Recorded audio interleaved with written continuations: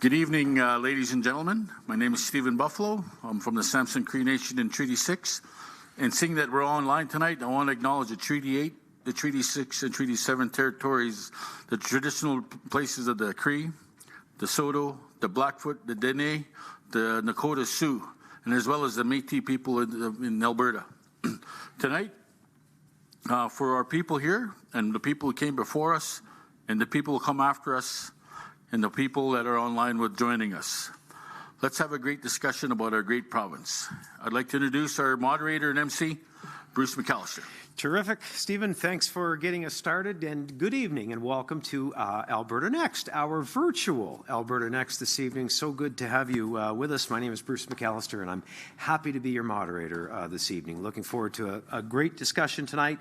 The Premier is here, and we're looking forward to hearing from the Premier tonight, of course. And we have assembled an amazing panel. If you've followed us from the beginning, you know they're a great group of people. And just like you, they care deeply about this province. And I'll introduce them shortly, and you will hear from them throughout the evening as they provide some perspective and context on some of your comments and questions, which is the reason we're doing this tonight, to be able to hear from you and those of you that couldn't make it to a panel in person. As Stephen said, we've been to 10 cities, so if you missed it, we're glad you could join us virtually. So thank you for joining us, and here are some of the things you'll need to know technically. You'll be able to put your questions in the Q&A box, which you will see on your screen. I'll read your question if you make that request, or prompt you to unmute your mic so that you can join us in conversation and ask it or make your comment yourself. And sometimes that could take a couple of seconds with technology, so just bear with us and remember to hit unmute when I say your name. Write your name, let us know where you're from, and your question. And again, whether you want it read out or whether you'd like to yourself. And you will have 45 seconds to do so. And of course, there are a few rules as well, some housekeeping rules we want to make you aware of before we get started. Number one, of course, is be respectful, and remember, we don't want to tolerate any swearing or disrespect or things like that. Number two, you'll be able to ask one question this evening, and the reason for that is we expect big numbers here online, so choose your question wisely, and what subject it will be. I'll explain again what the subjects are momentarily, and you'll be able to pick which one you want to speak to. And third, and probably most important, questions need to be on topic.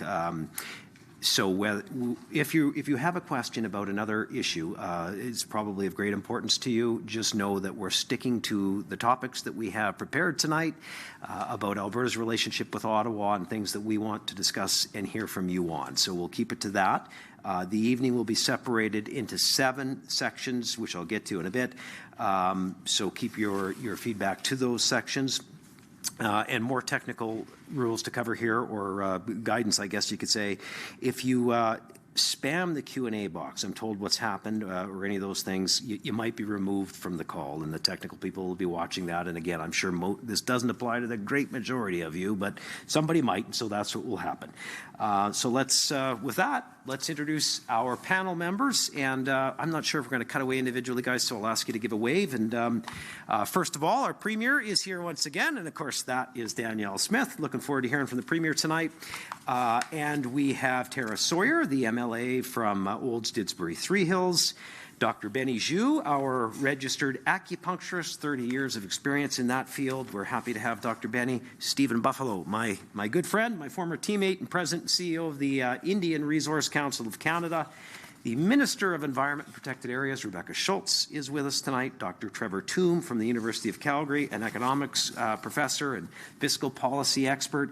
The Honourable Bruce MacDonald is back this evening. Good to see the judge with us. Dr. Aiken Osakwati, a family and ER doctor in Didsbury. MLA Glenn Van Dyken, a long-serving MLA, a strong advocate for rural Alberta. Samita Anand, the chair of the Premier's Council on Multiculturalism. Andrew Judson from the Fraser Institute. Grant Fagerheim, president and CEO of Whitecap Resources. So that is the panel we have with us tonight.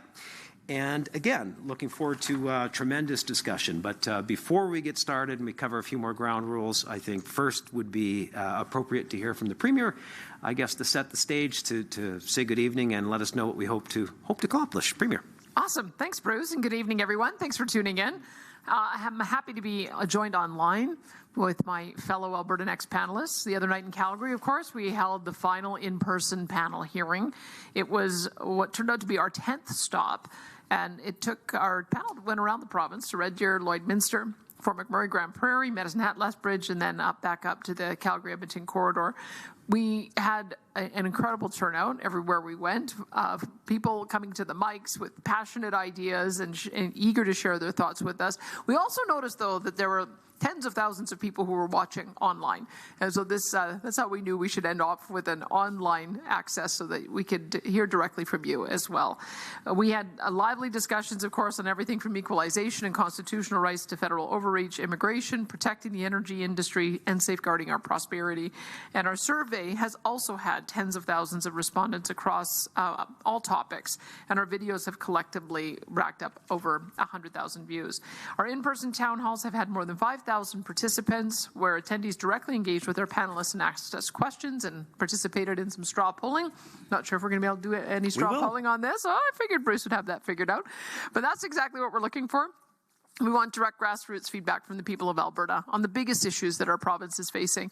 And we know there are lots of reasons why individuals were not able to come out in person, but we wanted to ensure that every discussion is available to every Albertan, wherever you live and whatever your situations, which is why we're hosting our telephone town hall tonight.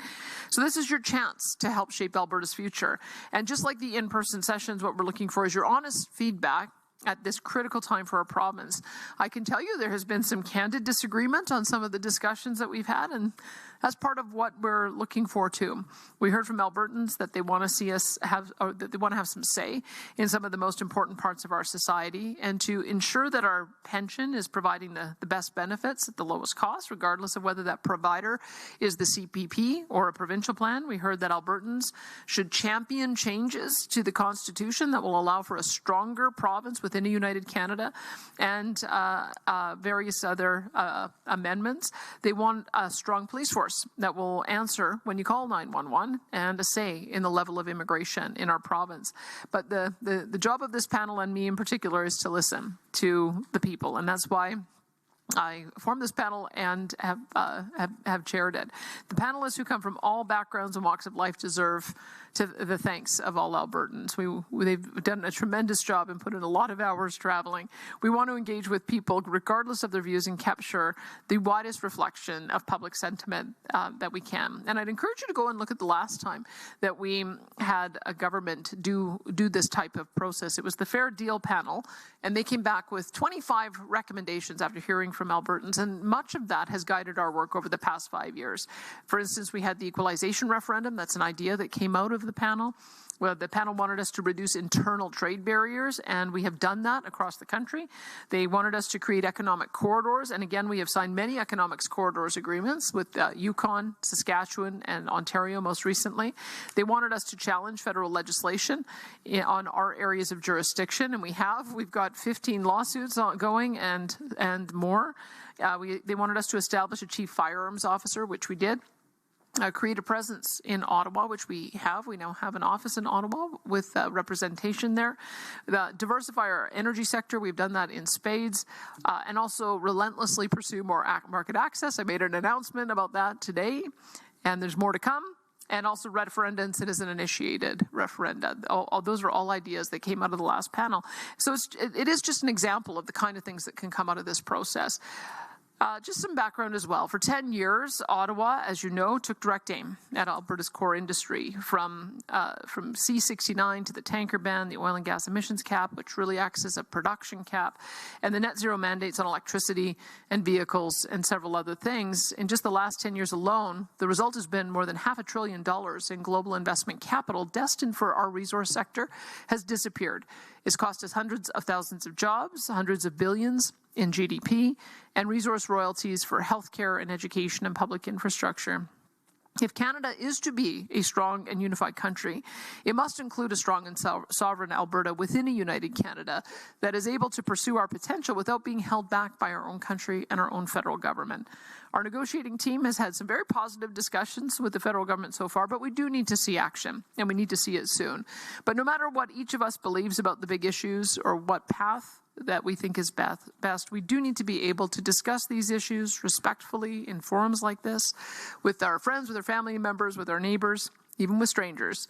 And if we do that, I know that in the end, our province is going to find the best possible solutions for the challenges we face, and we'll come out stronger and freer than ever.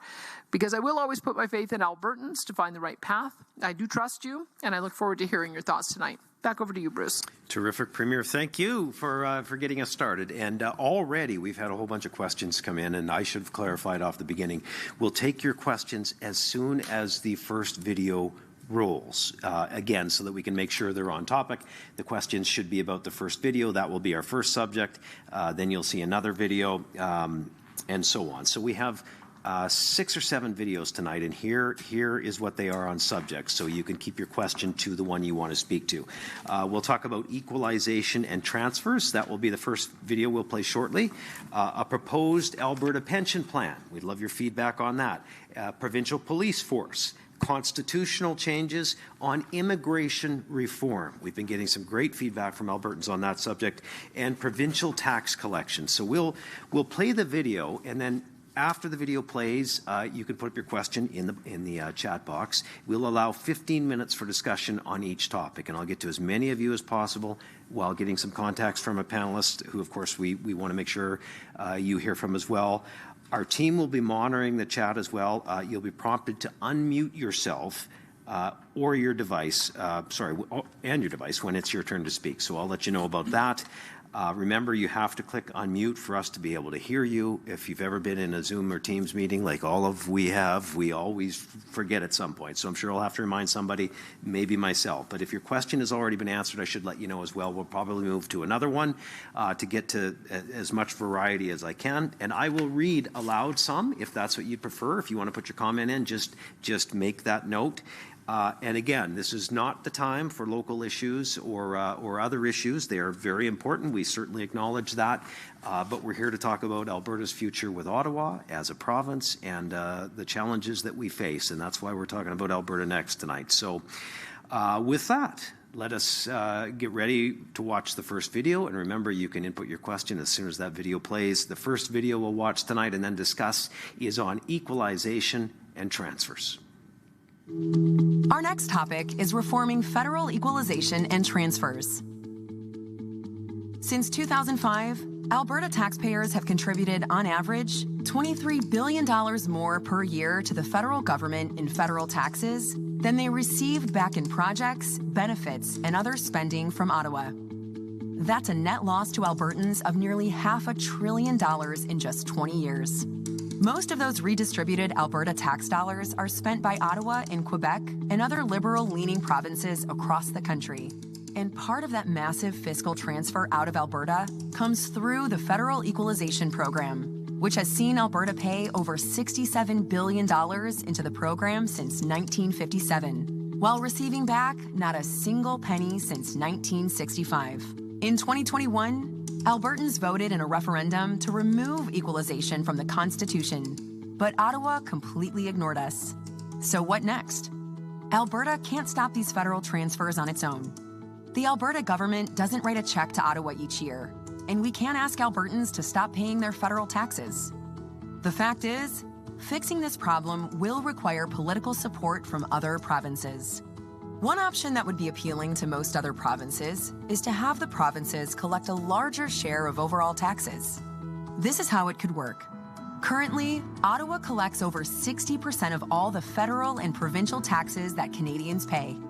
The Ottawa bureaucracy takes its portion, with the remainder inefficiently and unequally distributed to the provinces. The dollars we do get back have a lot of strings attached, forcing us to run our provincial programs and build infrastructure the way Ottawa wants us to. No provinces want that, especially the big ones like Quebec, Ontario, BC, and Alberta. What if we cut out the middleman and instead had provincial governments that are responsible for delivering health, education, and social services collect around 60% of all taxes, with Ottawa receiving the rest. Ottawa, in turn, would be able to end most transfer programs to the provinces, along with all the strings, bureaucracy, and waste attached to them. Quebec has already proposed having the federal government let provinces keep GST revenue generated in their provinces in return for ending the federal health transfer. Seems like a great idea. Why not apply that same logic to all federal transfers? Less money collected and wasted in Ottawa. Less federal transfers with only a modest amount of equalization for the smallest provinces and territories that actually need it. And more funds for provincial health, education, and other programs, without strings attached by Ottawa's politicians and bureaucrats. That seems like something most provinces could rally behind. So what say you, Alberta? Should Alberta take a lead role in working with the other provinces to reform federal transfers and equalization by having the provinces collect a larger share of overall taxes, with Ottawa collecting less? And are there any other strategies Alberta should be looking at to alleviate the massive federal fiscal drain to Alberta? For more information, visit alberta.ca/next. All right. Well, there is the first video. So what we will do again is we'll go to the chat, and we'll try and bring you up to discuss this with us, to make a comment or ask a question. And I will ask you as well, when you input your question or comment, it would be helpful to tell us where you're from. So if you haven't done that, just when I call on you, let us know where you're calling in from. And I think the first one we're going to have to read while we get this sorted. So the first question is, if we move ahead with these moves, how long would it take to complete? Great question. I don't know if that's putting the cart before the horse, but it's a great question. How long would something like this take to change? I would say it's taken already a few years, because we prompted. It started with us doing an equalization referendum, which we got 62% of Albertan support on, to end equalization altogether. But I can tell you, even though we didn't get the outcome that we wanted from that, with all of the other provinces taking it seriously, we did hear from Newfoundland and Labrador that they made the same point that we have, that it's just simply not fair for smaller provinces to transfer additional dollars to the federal government so they can spend them in the larger provinces. Newfoundland and Labrador is one of the smallest and most indebted provinces. They're a net payer in Confederation. Mm-hmm. And yet Ontario and Quebec, which should be the biggest and most powerful economies, are net recipients. So they launched a legal challenge. Saskatchewan and British Columbia have joined. And what is the overwhelming ask now is we need to get equal per capita transfers to all of the provinces. We think that at least the big, powerful economies should get the same, and the smaller ones should perhaps get a much modified equalization program. But I would say it's going to take some time, but at least we have more voices that are talking about how we do this. Practically speaking, they renewed the program for another 5 years. It's been the same essential structure since 2007. Professor Toom might tell us when the next one comes up for either renewal or modification, but this has been a pretty long time to have the equalization program operating it as is. It's time for it to be modified. I'm going to say, Professor Toom, and the reason why, Trevor, is I just want to make sure things are working technically. So I'm going to try to get to a call. And I think it's Orlena that I see who's first. Just give me a nod. Is that right? So Orlena, if you are there, unmute and say hello and go ahead and get into your comments or question. Can you hear us okay? I'm going to say, Professor Tim, can you get rid of that, please? Can you get rid of that, please? Just try to get to a call. And I think it's Orlena that I see who's first. Just give me a nod. Is that right? So Orlena, if you're there, unmute and say hello. And hello? Your comments or questions. Guys, we've got a delay, guys. So if you're watching at home, apologies. The things you learn technically when you go live with things. So I just want to go ahead and communicate to the control room for a second. Guys, what's happening is we're getting a bit of a delay in the coverage. So I don't know how many seconds we're behind. So I'm going to go ahead and talk to the panelists about this for a second while we try to straighten this out, okay? Trevor, we'll go to you. The Premier was just asking equalization and transfers. For those people at home that haven't been at one of these live, you have provided some great perspective on this. So I'll throw it over to you while we try to sort this out. Great, thanks, Bruce. And I think on this topic, it's certainly an important one for Alberta, but I think we should remember it's important for all provinces in a country as diverse as Canada. Economies are very different from one part of the country to another. Some provinces do require assistance to deliver comparable levels of public services. And so federal transfers do play an important role, but because the country is so diverse, it's really hard for all regions to feel as though they're benefiting equally from whatever arrangement you have in mind. But historically, the federal government has been fairly responsive to concerns raised by different regions and amends and adjusts transfer programs as needed. But currently we're in a situation where we've seen equalization largely unchanged since the current formula was enacted back in 2007. So we haven't had a serious hard look at this program in quite some time. And the devil's in the details with a program like equalization. How you design it matters, because you want to, or I think the goal of the program is to support provinces that need it. But the way we currently have designed it makes it possible for some provinces to make it look as though they're a little bit poorer than they might actually be. So Quebec, for example, resource revenues are important for that province, hydroelectricity revenues in particular. But if they charge less for power, as they do with the lowest power prices in the country, that artificially lowers what their resource revenues are. And I estimate that if they just raised their power prices by about 2 cents a kilowatt hour, they'd still be the lowest in the country. But that would cause their revenue to rise so much that their equalization payment would fall by about $4.2 billion a year. Or if they just match British Columbia's power prices, 3 cents higher than what Quebec currently is, their equalization payment would fall by $6.1 billion. So there are some pretty significant changes to how we can measure resource revenues, for example, that might address that disincentive. And then more broadly, it's possible that recipient provinces might enact higher taxes, not develop certain resources, or do other things that shrink the size of their tax bases and the strength of their economies. And so I think it's due for a hard look to redesign the program in a way that reflects the current moment and the pressures that we face, with demographic pressures in particular for some provinces. And it's not just an Alberta-specific issue. It concerns the whole country. That context. And while you were doing that, I was half listening, Trevor, and I was also trying to sort this technically over here.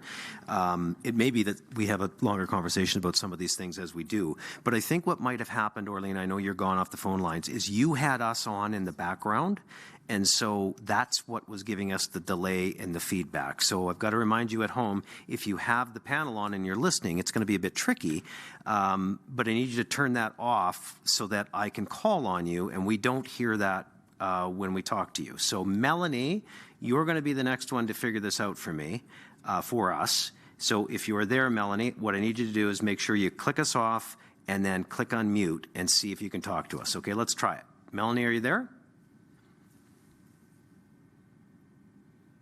Melanie is not there. Hello. Hi, I'm here. Okay. Hi, Melanie. Thank you for your patience as we try to iron out some of these technical difficulties. What is your comment or question tonight? Does this not seem a bit biased against the federal government? The Alberta government collects from municipalities in the same way and could therefore be described with that same overreach. Okay. Well, we had that question last night, Melanie, as well. So, Premier, you handled it last night. I bet you would like to again. I would say it's the opposite. I guess what we're asking is, in the case of tax collection, when it comes about, should we collect our taxes as opposed to relying on Ottawa to collect it for us? In fact, the municipalities collect taxes and then they remit to us to show that they collect on our behalf. And I have posted to the municipalities if they would like us to become the central tax collector. And I can tell you it was a resounding no. Mm-hmm. And I think for the reason for that is they like to have the control over their own tax collection. They like to be clear about what gets sent to Alberta for Alberta provincial purposes. And so that is one of this is related to one of the topics we'll talk later about, but I would say that is part of the reason why we're having this discussion, is it's not the relationship we have with our municipalities, and maybe we need to have a different relationship with Ottawa. Excellent. Thank you, Premier. And we'll go back to the lines. Again, if you're just joining us, we're virtual with Alberta Next this evening. You can go ahead and put your question in the chat. Put your name and where you're from so that we know a little bit about you, obviously, when we come to you, and we'll try to address your comments. So I think we have Chandra next, or Chandra from Medicine Hat. So we'll need you to unmute and make sure that we're not on in the background. And as we come to you, hopefully we can hear you okay and you can get started. Can you hear us okay? Okay, I can hear you. Can you hear me? Loud and clear. Awesome. This is going to be the first time in my life I've ever been able to nutshell anything, and my dad's going to be proud. So to sum it all up, how can we literally talk about stopping ending these federal transfers if we've got provincial policies that are so far off from federal policies, talking like specifically one policy being 28 years outdated, which is actually something that would help low-income families that, receive child support and have to, seek assistance. And I'm sure, Ms. Smith, you kind of might have a little bit of an idea of this because I did kind of try and get this. I've been seeking this information and this question for almost 10 years now. Okay, a lot there. I'm not sure I know what policy she's referring to that's 28 years out of date. Chandra, are you still with us? Okay, well, we're gonna have to guess. She hung up, so it's tough. But you are from Medicine Hat, and so you've got. Oh, I am still here. Okay, good. I didn't hang up. The panel or whatever shut me off. No, the policy that I'm talking about is the Family Divorce Act, and it's speaking about the child support being. It is no longer a tax payable item. It is a tax neutral item. So this is something that is actually something that would benefit low-income families if they had to go on welfare or income support. This is something. Okay. I think I get her now. Yeah, okay. I think Bruce McDonald will be able to respond to that. Yeah, go ahead, Bruce. Sorry. Under the Constitution, the Divorce Act is a matter of federal responsibility, and the province has no say in it whatsoever. So the complaint you have is with Ottawa. Okay, Bruce, thank you. I think the next one is to read, so I will go ahead, and sometimes when you send in your comment or question, the specification is, could you read it for me? So here it is. Has there been some initial contact with other provinces, and is there some interest in going ahead to make these changes? I know you touched on it a bit, Premier, but go ahead. I can tell you that the ones who are feeling the most frustrated about the program are the ones who are the net payers into Confederation. And I think some of the issues that Trevor Toome has raised about the unfairness of the program, that it incentivizes those jurisdictions that get their principal amount of revenue from electricity to underprice their electricity, reduce the amount of revenues they would receive, and then we offset it with transfers. It also incentivizes those jurisdictions not to develop their other natural resources. If Michael Binion was here, I don't see him tonight, but if Michael Binion was here, who has tried to do some natural gas development in Quebec, he would tell you that one former Quebec premier had mentioned that there's no point in developing natural gas because it would generate new revenues and it would reduce equalization, and there was no point in doing that until after they'd separated. So that's the kind of gaming of the system that is currently taking place, which is a pretty clear indication that it's not working. So I think that what we're seeing is now other premiers are speaking up about it. Us, Newfoundland and Labrador, Saskatchewan, British Columbia, we have to get a few more in order to be able to make some real changes. Trevor Toome tells me that the next time it's scheduled to come up for renewal is 2029. So that's we just have to make sure it doesn't get renewed in the format that it's in right now. Okay, listen, we've got a couple of people on the line. We're not going to go to Annette next, Annette, but I want you to be ready because you're two away. So we'll go to Megan first, and then we'll come to you. So Megan Thompson from Lethbridge is on the line with a virtual town hall with Alberta Next. Hello, Megan. Go ahead. I can hear you barely, and I don't know if that's on our end or your end. You're unmuted, Megan, obviously. And are you close to your mic? Yeah. Try again, Megan. How about now? Sounds like you're getting closer. Try one more time. Shoot. How about now? Yeah, go for it, Megan. We'll do our best. Go ahead. Okay. Where Alberta already voted to end equalization, and it was ignored already, how would having the other provinces involved actually help? Like, even if every province agreed, could the federal government not still ignore us? Darn, did anybody? Well, I don't think it was ignored. It's just it wasn't acted on in the way that we expected, and I think it was worth a try. It was worth a try for us to vote on it and initiate the process, hoping that other jurisdictions would be compelled to pass a similar motion. It didn't turn out that way, but it did prompt 3 other provinces to launch a legal challenge. It's very much in alignment with what we're saying, that it's simply not fair. And that's sometimes how change happens, is somebody's got to get the conversation going. The conversation is going, but what we're really seeking now is an alignment of federal transfers with our areas of jurisdiction. Provincial government services are very expensive.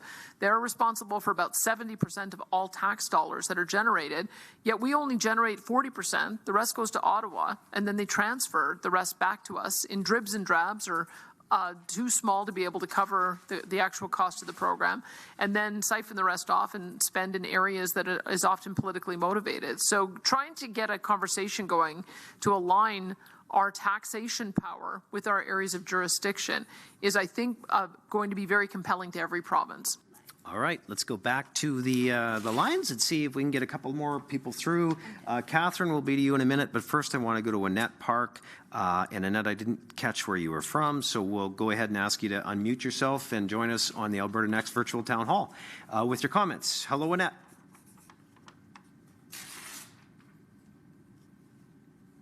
Okay. And sorry, can you hear me? We can now, Annette. Go ahead. Okay. My apologies. I'm pretty sure everybody's read his book when it comes to values. So how can we possibly trust a man in our federal government when he's made it very clear he's going to do everything he can to get in our way when it comes to our fossil fuels, everything that's like really important to Albertans? And thank you, Daniel Smith, for so many different things, including really standing up when it comes to the teachers union, making it clear so there wasn't miscommunication. It's really important, considering what gets, shared on media, that those things don't get misconstrued. So thank you for that. Annette, thank you. Premier, I'd obviously like you to answer that because you've been meeting with the Prime Minister, the new Prime Minister, a couple of times. And then... I think you should go to Schultz. Well, okay, that's Minister Schultz. I saw her throwing it over my way, and I have to say, I've had the pleasure or the challenge, as I've told the Premier, of previously working with Stephen Guilbeault, and obviously their goal over the last 10 years has really been to shut in and shut down production. We see Bill C-48, Bill C-69. We have the tanker ban, the No More Pipelines ban. We've got the oil and gas emissions cap, which is, I call it the production and prosperity cap. We also have the net zero power grid regulations that are still on the table, and that would cost Canadians $1.7 trillion. And they expect us to essentially rejig the entire electrical grid in 10 years, and obviously that took decades to build. Same thing with the oil and gas emissions cap. We are talking a huge impact to the Canadian economy and close to 100,000 jobs, and that's not just here in Alberta.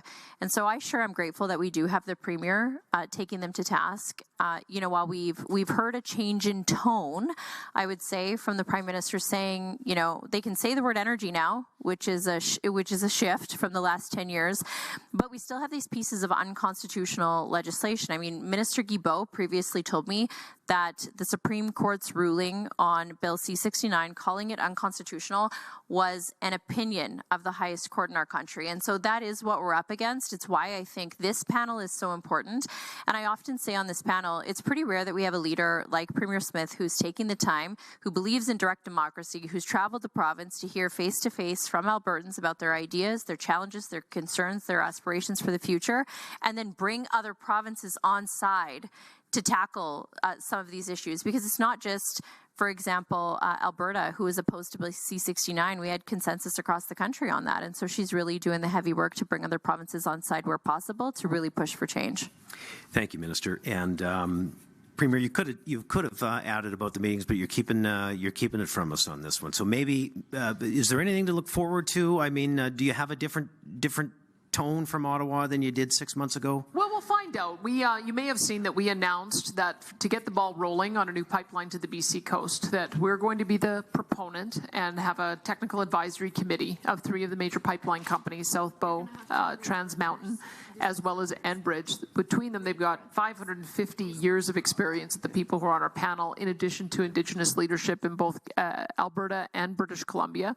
And we're going to get started. And so I guess the question will be, this is the yes or no time, that either we will get it on the major projects list, and that will necessitate changing all of these bad laws, or they'll say no, and then we'll get our answer that way. We're really pushing it so that we can know one way or the other, whether whether the Prime Minister is a pragmatist, as he has been for much of his career as a banker, or whether the sentiments that he was expressing in values, where his attitude seemed to be more about keeping oil and gas stranded and in the ground, was the right one. We won't know until we get an answer, yes or no. I would like to ask the President and CEO of Whitecap Resources, who would have a lot of experience in dealing with Ottawa and dealing with the province. I don't set you up here to be skeptical, but what's your impression? The last 6 months, and will we be able to move forward? Yeah. First of all, I want to say we are very blessed to have our Premier.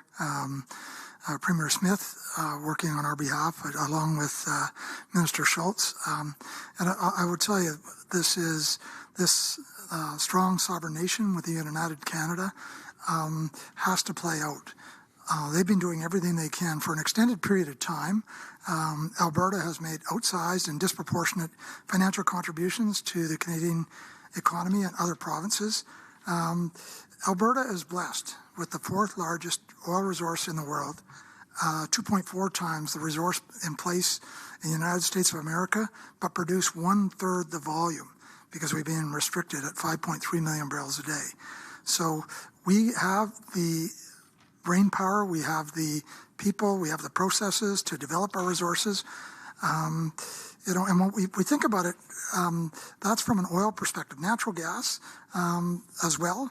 We produce 12 to 13 BCF a day of Canada's 19 BCF a day. So we over-contribute our resources. And we talk about low emissions. Canada is very well known around the world to be a low-emission producer. And we have to celebrate, not what we'll call demonize our sector, we believe, as we advance forward. Our prosperity is currently at risk unless we change the regulations. And that is where we're blessed to have Premier Smith fighting the fight on our behalf to support the initiative to create real jobs, real growth. And when we look at that from an overall perspective, we think if we could unleash the beast, I call it, to unleash our resources to world markets on behalf of Albertans, first of all, and all Canadians, and focus on healthcare, education, social programs, and our way of life in this country. And I think it can change. But we do need to continue to focus on the putting pressure on the federal government and working with them, not against them, if we possibly can. Alberta first, but on behalf of everyone in Canada. All right. Grant, lots there. Thank you. Really appreciate your expertise on this panel as we've gone along. So here's a straw poll, all right? So we're going to try and see if we can do this virtually, which means at home, you have to help us. You have to vote. And there should be a yes or no option for you. And then we'll tally it up. So should Alberta take a lead role in working with the other provinces to reform federal transfers and equalization? And from what I'm seeing, it is a massive majority who say yes. So thank you for answering. Thank you for contributing. We're getting this all figured out just in time to roll the next video, and then we'll have the next discussion. So here comes the video, and you can insert a question on this subject as you're watching the video. It is on the Alberta Pension Plan. Our next topic is creating an Alberta pension plan with the same or better benefits than the Canada Pension Plan. With a younger and more productive workforce, Alberta workers contribute about $3 billion more each year to the Canada Pension Plan than Alberta seniors receive in benefits. Alberta has the constitutional right to exit the CPP. And if we did, Federal legislation says that Alberta would be entitled to a sizable share of the CPP assets that we could use to start our own provincial pension plan, so long as we guarantee comparable pension benefits for seniors. Quebec made the decision to start its own pension plan decades ago, and they have an agreement with Ottawa so that all retirees receive their full pension benefits, whether they worked in Quebec, retired there, or some mix of both. Alberta could negotiate a similar arrangement with Ottawa if we created our own pension plan. There are more factors to consider as well. Currently, virtually all investment decisions and management of the CPP is conducted by folks working in Ottawa and Toronto rather than Alberta. While the CPP's mandate is to maximize pension returns, in recent years, the CPP annual reports have shown an increasing focus on emissions reductions and DEI concerns, which do not always result in the highest rate of returns for the pension plan. CPP management has also become bloated and expensive. 20 years ago, the CPP had only 150 employees, with operating costs of $118 million. Today, it has ballooned to more than 2,100 employees, with operating costs of about $6 billion. If Alberta opted to commence its own pension plan, the fund would be managed out of Alberta by Albertans, and investments could be focused exclusively on maximizing returns rather than adjusting for carbon dioxide and DEI-related objectives. With that all said, the CPP has consistently generated healthy returns and is a stable and critical source of income for seniors in Alberta and Canada. So, what are the benefits of Alberta choosing to withdraw from the CPP to create its own pension plan? 1. A big upfront payout. Alberta would get back a significant lump sum by exiting the CPP. The chief actuary in Ottawa has indicated our share would be at least $140 billion. That's plenty to start and build a strong Alberta pension plan from day one. 2. Better benefits for seniors, lower premiums for Alberta workers. Thanks to our younger, more productive population, an Alberta pension plan could result in Alberta workers paying lower pension premiums on their paychecks, or seniors enjoying higher pension benefits, or a mix of both. 3. Local control and boosting our economy. An Alberta pension plan would be managed right here at home, creating more jobs and growing Alberta's financial sector. We would also be insulated from the economic and demographic decline in Canada. Our investment decisions could also be steered clear of ideological decision-making and instead remain focused on the long-term rate of return for Alberta pensioners. But there are some risks to consider. 1. Uncertain payout. The CPP exit rules aren't clear in the federal legislation, and Ottawa is notoriously anti-Alberta with its decisions. So the size of the lump sum Alberta is offered could be lower than it should be. This could result in a lengthy court battle with the federal government, and it could lower our ability to increase benefit payments for seniors or lower premiums for workers. 2. Long-term risk. As with any pension plan, if the plan is mismanaged or Alberta's economy and demographics fall behind Canada, premiums would have to rise in the future in order to guarantee our seniors the same benefits they enjoy today under the CPP. Regardless, as with Quebec, Alberta's government would still be able to guarantee that an Alberta pension plan provide the same or better benefits to Alberta seniors as they now enjoy under the CPP. 3. Portability concerns.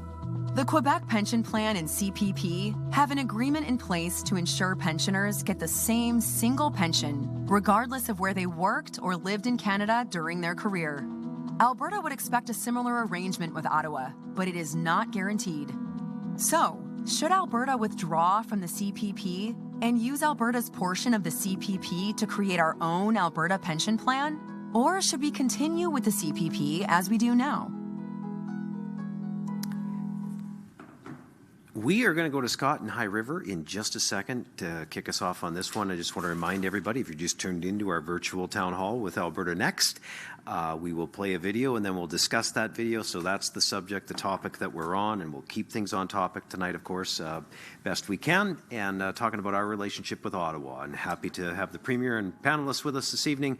Thank you again for joining us, Scott. If you're in High River and you're unmuted, you can go ahead. Hello, Premier and people. My concern is I'm not too sure that I can trust Ottawa, because who knows, he'll tax us to death, probably tax our pensions so we don't hardly have one left anymore. And I prefer to have it in Alberta where I can trust it will be. Sounds like you're in favor, Scott, of an Alberta pension plan. I'm fed up with Ottawa and I'm fed up with Mark Carney these days. Thanks for calling in, Scott, and have a great evening. All right. I'll just read this question because we might have a comment on it. So it says, this one's from Lawrence, and he says, why is the government still talking about leaving the CPP when Albertans have clearly said they don't want to leave the CPP? You referenced Quebec when their population is more than double. So again, this is a question we've had at every town hall. Go ahead. Well, so the reason why sometimes you have to make decision by referendum as opposed to by public opinion poll, because public opinion polls only poll 500 to 800 people at a time.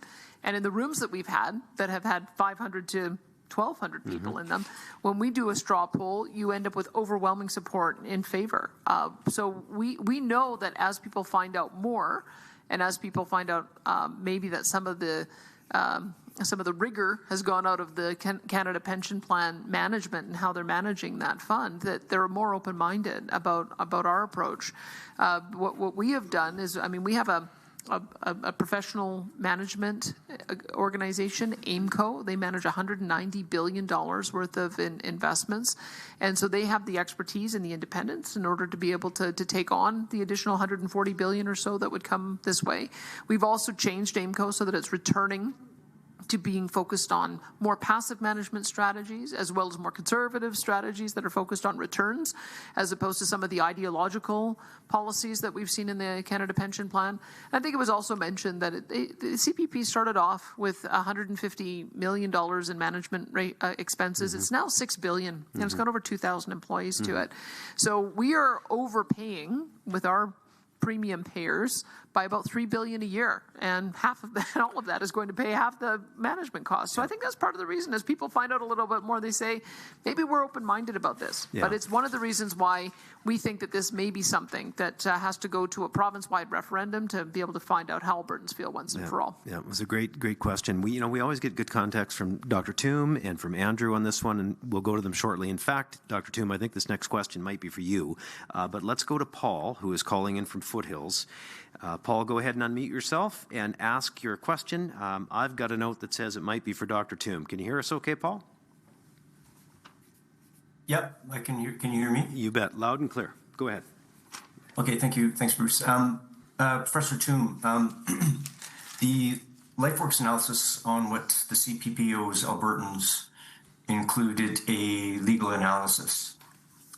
And your 2023 white paper calculating the funds to the CPP, or what the CPP owes Albertans, seems to conflict with legal terms in the CPP Act. So the conflict can't be explained in 45 seconds. So I'll just ask with respect, did you obtain a legal interpretation of the CPP Act prior to developing your mathematical formula? Yeah, thanks for the call. Yeah, that's a great question. I won't try and unpack it in 45 seconds. You're right to note there was that discrepancy between how we interpreted the language of the Canada Pension Plan Act in 2023. Now, since then, the Chief Actuary of Canada was asked about what their interpretation of the Act was. They established a panel of experts to evaluate the language, consulted widely to provide some recommendations to the Chief Actuary, and that report was released, I believe, about a year ago now, if I'm not mistaken. And that interpretation is what informed the number in the video here. It aligns pretty closely with the interpretation I put forward, but I would not say that this is the end of the story. There's ongoing debate even between members of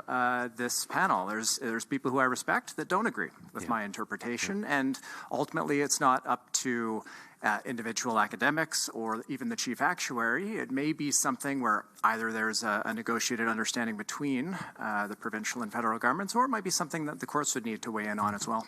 I recall a long bus ride from, I think it was Lloydminster to Edmonton, and I sat behind he and Dr. Tim and Michael Binion. Let me tell you, it was one heck of a discussion. Fascinating. Hey, Andrew Judson, the Fraser Institute's done some good work on this, and this might be a good time to come to you for more perspective on numbers. Yeah, I appreciate that, Bruce, and good evening, everyone. Thanks for joining us. In all the panels that we've enjoyed across the province on this subject, it is clearly an emotional issue. There are voices out there that are opposed to any change to the CPP that would focus on emotion and fear even. We've been told to reject this out of hand, and as soon as we're told that, you can tell that those people have not considered the math behind this. So the study that Bruce is referring to was published on the 14th of July, and you can find it on their website for the Fraser Institute. But basically, the math is straightforward. An Alberta pension would be viable and sustainable and successful. That's just the math. The contributions by Alberta participants would fall, and that would present the opportunity for those participants to then invest the savings in a private parallel program, which would compound the returns and the available savings and retirement benefits through their own personal control. So we think that's straightforward. And I just would also add that, this is a federal government that insinuates regularly to the world that the CPP is a federal asset. They misquote some IMF data that nets our national debt against the CP assets. That's not the case. This is not a federal asset. It's your asset. They're only custodians, and I just urge everyone to bear that in mind. Thank you, Andrew. Okay, we've got a couple people on the line, and as you pointed out, this one can be emotional, and it's completely understandable, but it's good to discuss. So we've got Gerald on the line. And Gerald, I don't see where you're from, but if you could introduce yourself, let us know where you're from. Go ahead and unmute yourself. Well, it's Mike, so it was close to Gerald, but a few letters different. Mike, if you're there, go ahead. Hi, Mike. Go ahead and unmute yourself and join us. I'm told, Mike, you just need to click unmute, and then you're good to go. So right on the top of your screen. Okay, we'll wait on Mike, and maybe somebody could let him know what he needs to do. Is there another person? Okay, Wade from Sylvan Lake, you have to rescue us, Wade, because we're having some technical problems, and you're going to be the way out. So, I think I'm here. You're there, Wade. Thank you. Okay, well, I've got a bunch of questions. First of all, I don't know how anybody can trust Mark Carney and the Liberals, anything they say. And second of all, they've all had 70-plus years to interpret the meaning of that CPP thing, and everybody's just doing it now. How come? Well, there's a couple of questions there, Wade. Okay. Trevor? Yeah, great question. And I think the CPP was significantly reformed in the 1990s. And so the interpretation of the language of the Act, I think, was fairly crystal clear for the first 30 years of the program. And indeed, in the public accounts, we apportioned things province by province in terms of the investment returns that are accounted for by each one. But when we reformed the program in the late 1990s, we didn't update the language in the Act to maybe clarify it under the modern version of the system. And it just hasn't been an issue that has risen to higher on the policy agenda until recently. And indeed, early in the 2000s, when the CPP was growing, the assets also weren't that big, and so it wasn't an issue that really mattered as much as it does until now. Terrific.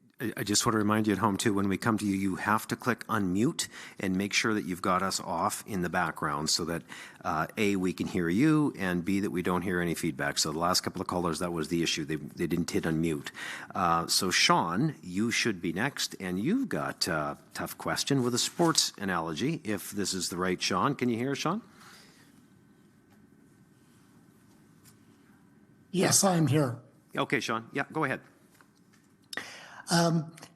again, I was just trying to understand, how do we make a decision on the moving away from the CPP without knowing the exact numbers? It's almost impossible. And my question referenced, it's like trying to bet on a CFL game with 3 minutes left. It's impossible. Yeah. Well, and your point there is the teams could score 5 times each in the last 3 minutes. And Premier, you take his point.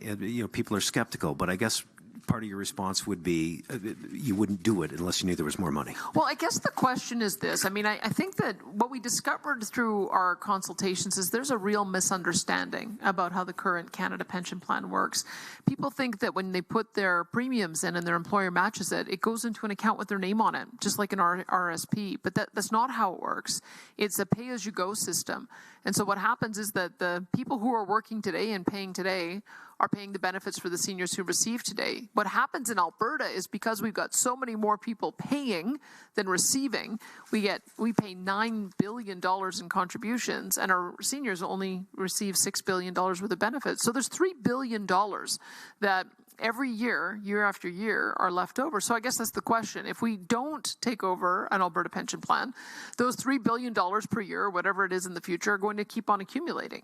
And so whatever the transfer should be to date, we know for sure that 25 years from now, will essentially be owed another $100 billion. And do we want that to continue?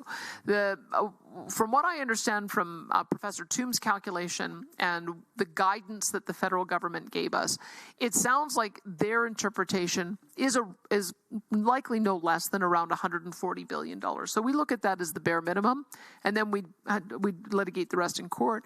But we don't need to have much more than that for the plan to be viable, because as I just described, it's a pay-as-you-go system. In fact, Professor Toom has said this in previous sessions, that to be able to have a viable plan with the amount that is currently owed, it would need to be about $20 billion for it to have the same viability as the federal plan. So whether it's $20 billion or $140 billion, or what we think it should be, $300 billion, it still allows for us to be able to determine how those dollars are invested today and how future dollars would be invested as well. That is great clarity, but good question, Sean, for sure. We've heard it at every panel. Let's take one more on this issue. Linda is joining us on the call, on the line. Linda, I can't see where you're from, but I'll ask you to click on mute and go ahead and take your time to make your comment or ask your question. Hi, Linda. Hello, can you hear me? Yes, ma'am.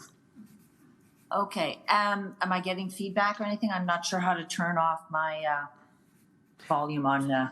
Linda, it sounds fabulous. Okay, good. Go ahead. I'm in Calgary, and I've heard that even if we don't get any seed money from the federal government, from the CPP, it still would be a viable program. I think Danielle may have spoken to that just now a little bit, but is it a viable program if we get nothing from the CPP? She did, Linda, for sure. And you probably had us down so that you could take the call. Either you, Premier, or Professor Toom, how about a quick summary? Yeah, that's a great question. So right now in the CPP, there is a buffer, and that buffer is naturally there to absorb terrible years of investment returns. And so if Alberta were to separate from the CPP with literally nothing, which is certainly not a realistic scenario, but if it had literally zero, then the contribution rate that would sustain an Alberta pension plan would still be about 0.1 percentage points below the current base CPP contribution rate. So to answer your question, yes, mechanically, it could be sustainable with zero. Okay. Let's do a straw poll. These are interesting. You know, when we do them live, it's interesting because it's been pretty solid on one side of these issues. We'll see how it goes virtually. Here's the question. Should Alberta create a pension plan? Should we create a pension plan with the same or better benefits than the Canadian pension plan? Yes or no? And there are the results. And they are in favor with a final number of, as I look to my friend Stephen Buffalo, 73-27. All right. Thank you for participating. Okay, so let's go to the next topic. And again, you can enter your question on this topic. It's the one we're going to discuss next, right after the video. Here it is on the proposed provincial police force. Our next topic is the potential creation of an Alberta police service to take over community policing from the RCMP. Today, roughly 80% of Albertans are served by local municipal police services, such as the Calgary, Edmonton, and Lethbridge City Police Services. However, Albertans living in most rural communities and a few mid-sized cities like Red Deer, Fort McMurray, and Airdrie are policed by the RCMP under Alberta's policing contract with Ottawa. And as is the case with most federal agreements, Alberta is getting shortchanged. To be clear, RCMP police officers and staff aren't the problem. They do all they can to protect us with the resources they have. The problem is Ottawa. Because the federal government is failing to provide the number of promised officers and resources to Alberta communities under the policing contract, response times are slow, staffing is stretched thin, and officers are often moved across the country at a moment's notice, resulting in little connection to the Alberta communities they serve. Furthermore, because of French language requirements, English-speaking Alberta officers do not qualify for senior RCMP positions. And ultimately, the RCMP's policing priorities are chosen by the federal government in Ottawa, rather than the provincial government in Alberta. Even the federal government itself has recently stated the RCMP should transition away from contract policing when current agreements expire in 2032. Ontario and Quebec have had provincial services for over 100 years. Why not Alberta? So, what are the benefits of Alberta withdrawing from the federal policing contract and creating our own provincial police service to provide community policing?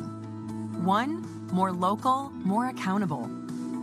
An Alberta police service would be run by and for Albertans, accountable to our province and not to the federal government in Ottawa. Police officers and support staff could build long-term careers in the Alberta communities they know and love. And any current RCMP officers and support staff working in Alberta would be invited to join a new Alberta police service. 2, safer rural communities. With local recruitment and stable placements, rural response times would improve considerably from where they are now, and coverage would become more reliable and tailored to each municipality and region. This is especially important in underserved rural Alberta communities. 3, flexible, made-in-Alberta solution. Most Albertans already have local police services. The province would assist larger communities like Red Deer, Fort McMurray, and Airdrie to transition to their own police services, while smaller, rural communities would be policed by the new provincial police service. And of course, nothing would change for Edmonton, Calgary, and other communities that already have municipal police services in place. But there are also potential drawbacks to consider. 1, startup costs. Establishing a new police service requires significant initial investment. Hiring officers, buying equipment, building training infrastructure, and training personnel. Ultimately, the startup costs could reach into the hundreds of millions over several years. 2, loss of some federal operational funding. The federal government currently covers 30% of RCMP contract policing costs. It is therefore likely that there will be additional ongoing operational costs for the province. However, municipalities would not be saddled with those costs. So, should Alberta create an Alberta police service to take over community policing from the RCMP? We have enjoyed this conversation as well, and hearing from people around the province. And I've made this point at live town halls. I know everybody feels this way on this panel. When we have this discussion, we always say this is not about the great men and women in the RCMP that serve us and put their lives on the line. We're grateful for each and every one of them. We are talking about the bureaucracy and the systems and whether or not we'd be better served in Alberta with a different one. That said, how about a different perspective? I'm going to ask my friend Stephen Buffalo. You get different viewpoints on First Nations on this subject even.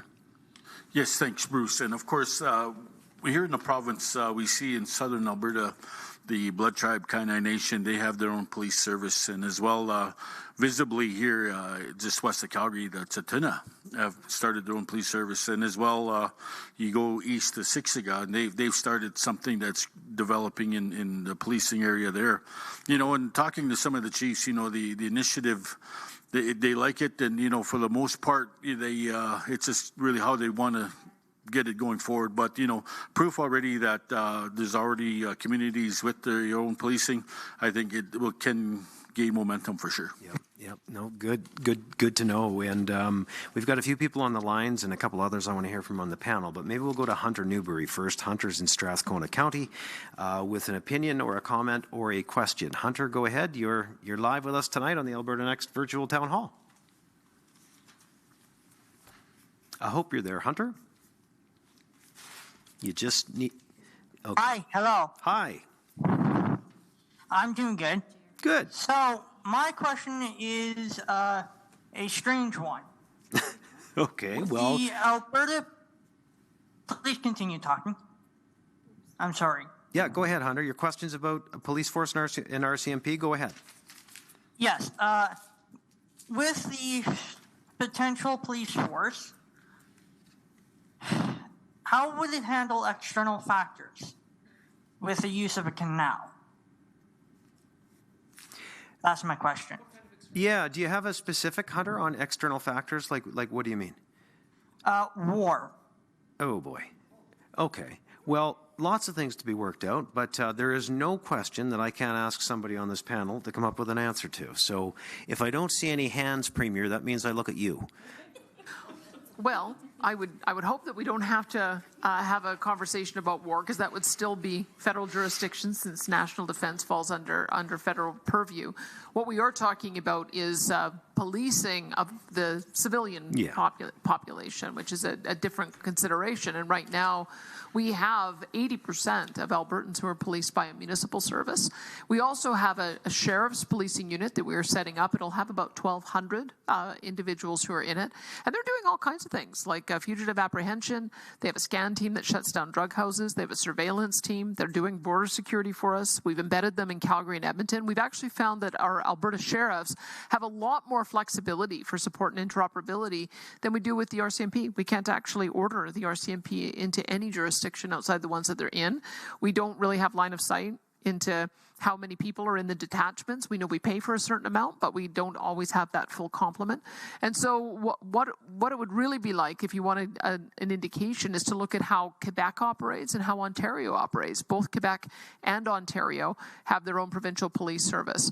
The RCMP could simply become a national police service. So a white paper that was issued when Justin Trudeau was leaving office suggested that they should turn their attention more to cross-border issues like gangs, organized crime, human trafficking, and some of the other higher order types of policing functions that go cross-jurisdiction. So we have to take them seriously when they say that they might want to pull out of community policing, but moving towards more of an Ontario or Quebec model. Excellent. I always like to hear from our rural MLAs on this. I'm going to go to them in a minute. So Glenn and Tara, you've both been warned, but let's go to Jerry first on the virtual line. Jerry, if you're there, go ahead and hit unmute and go for it. What's your question or comment tonight for the Alberta Next Panel? Go ahead, Jerry. You can hear me clear? You bet. Yep. Okay. My question is in the event the federal government decides to order the RCMP to defy your directive not to participate in the gun grab, Daniel Smith directly, please, are you prepared to order the RCMP out of our province under the direct supervision of our provincial polices? Yeah, Jerry, thank you. And Premier, you should know that I hold in my hand the next question I was going to read was from Susan from Fort Mac with basically the exact same question. We have already done that. We've already told the RCMP, the sheriffs, and municipal police services that it is not our priority for policing. And my justice minister has also indicated to the Crown Prosecution Service that it is not our priority to prosecute these crimes. And so we are going to do mass non-enforcement of these provisions, and that's not outside what has happened in other jurisdictions. If you recall, when cannabis possession was becoming more and more acceptable, very few police services were enforcing those laws. In British Columbia, they went even further, and they allowed for the possession and sale of all types of illicit drugs, and we're allowed to do that for a period of time. And so one of the powers that I have read a legal paper on that we have is that the federal government, yes, they can pass criminal code, but we have the power over administration of justice and policing. And I would say our government's priorities for policing are going after the guys who are setting up fentanyl labs, the gangsters, people who are involved in organized crime, people committing assault, people committing violent crime. Those are the priorities that we have. And so I guess we'll watch and see whether the RCMP follow our directive, but I can tell you that we will take every step to make sure that the police that operate in our jurisdiction follow the directive of my public safety minister. Yeah, we've been very clear. Premier, you've been very clear. We are with you on that one. This is one of those topics that really does make a difference whether you're rural or urban, and sort of how you deal with the RCMP. I mean, here in Calgary, obviously, they love their police force. Edmonton, the same. Glenn, to that point, what do you hear, from your constituents about RCMP, about local police forces? Is this a big issue for you? Thank you for the opportunity to speak to this, Bruce. Over 10 years, I've been MLA for the region I serve, and I've participated in many different town halls alongside RCMP, alongside Rural Crime Watch, Citizens on Patrol. Rural crime is quite a complicated issue to try and solve. But I do believe that what probably concerns me the most about whether or not we consider the Alberta Police is the fact that the federal government has made it clear that contract policing is optional for them going forward after 2032. And I think it's important for rural Alberta to not be underserved at that point in time. And so it would be irresponsible for the provincial government to not consider and look at establishing Alberta Police Service. I believe that rural Alberta police enforcement would be better served with a local police service, and community policing would be strengthened with increased officers on the ground. Okay, let's go to Andy, who has a good question tonight. If it is the one that I'm reading, let's see if Andy can unmute and share with us the comment or question that they'd like to ask. Andy, are you there? Just need to unmute, Andy, so that you can join us. Sure. Can you hear me? Loud and clear, you bet. Yeah, I just had a quick question about whether the new police force would be integrated with the Calgary Police Service and other police services in the province, or would they be separate or fully integrated, or how would that work? Yeah, is there a model, Premier, or is it sort of community choice? I can tell you what we've seen so far is that we were able to hire 50 police officers in Calgary, and actually 25, I think it was, in Calgary and Edmonton sheriffs to be embedded into both Edmonton and Calgary Police Service as extra hands on deck when we were addressing the encampment crisis. But they were directed by the local police chief at that time. So that's the kind of interoperability that I think we would be able to get, where the local police service would be able to call on our sheriffs for extra support. But when you look at where the RCMP currently operate, mostly it's rural jurisdictions, although it is some of the larger ones. Airdrie and Red Deer and Fort McMurray all have RCMP as their detachment. So I would imagine it would be a hybrid. You'd end up with some jurisdictions that would choose to go for a municipal force, like Grand Prairie did. They just recently converted from RCMP to a municipal force. You'd have some who would do a regional force. I understand that down south, the municipalities adjacent to Medicine Hat are contemplating whether Medicine Hat could come into their areas and be a regional police force. And you may also end up with others. There are two jurisdictions that have asked us to set up separate sheriff's detachments where there isn't current RCMP coverage. So we do want to work with municipalities, because what we've seen is that local policing model really works, and that is where you get the local priorities met. That's it. And I see Stephen Buffalo nodding as you're talking. It's exactly what he's been hearing in some of his communities. Mr. McDonald, a thought on this? Well, yeah, one thing I think this should be made clear, well, several, I guess, but Alberta previously did have its own Alberta Police Force, and that was from 1917 to 1932. And the reason that came about was because the government in Ottawa at the time decided to unilaterally pull the RCMP out of Alberta as its provincial police force. There was a history to that. They didn't want to enforce a law that Alberta wanted enforced.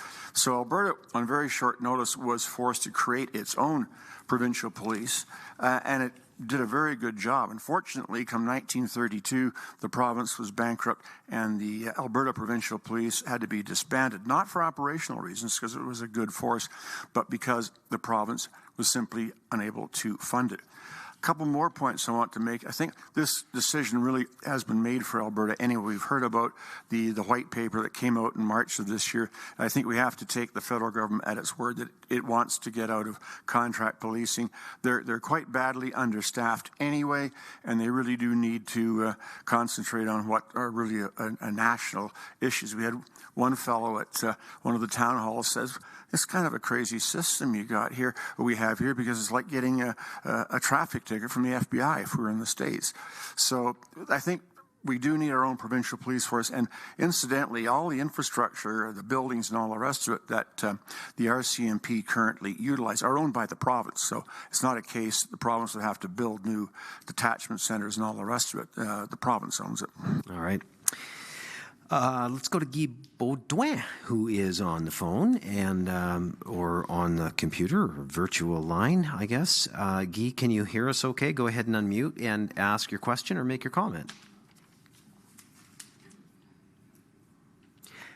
All right, Guy, we're going to wait. We're going to go to Zhu Hong instead, who I think I might have jumped the queue there. Zhu Hong, can you hear me okay? Just go for it. Okay, you're unmuted. Go ahead. Yes. Yes. Yep. Go ahead. We can hear you. Okay. You are talking about what problem is police right now? Yes. Okay, I have two questions.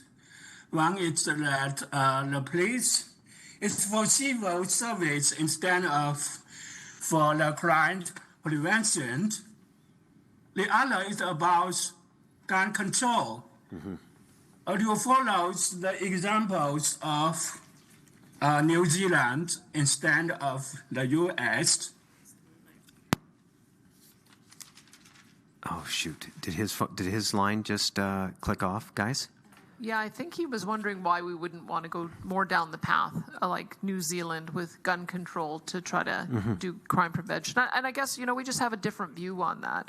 I think that the view that we would have is that people who are having firearms for law-abiding reasons because they inherited them or they need them for pest control on a farm, or they're a sport shooter, or they are a gun collector, they're not the ones who are going out committing crimes. We think that there is legitimate reason to police those who have the criminal use of firearms, who are using their guns to commit crimes, who are smuggling them, who are putting them in the hands of gangs.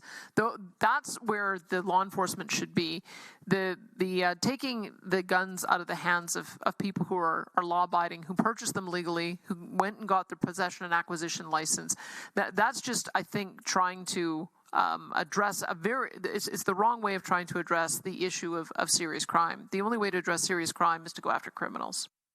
If I might just pipe up here, that one of the countries that has the highest rate of gun ownership in the world is Switzerland, and the reason for that is every male, I think between the ages of 18 up to about 50, is required every year to serve a month in the Swiss military, and most of them have their armaments at home. But we know Switzerland is also one of the most law-abiding and safe countries in the world. So the ownership of guns is not the problem. Okay, I want to go to another rural MLA.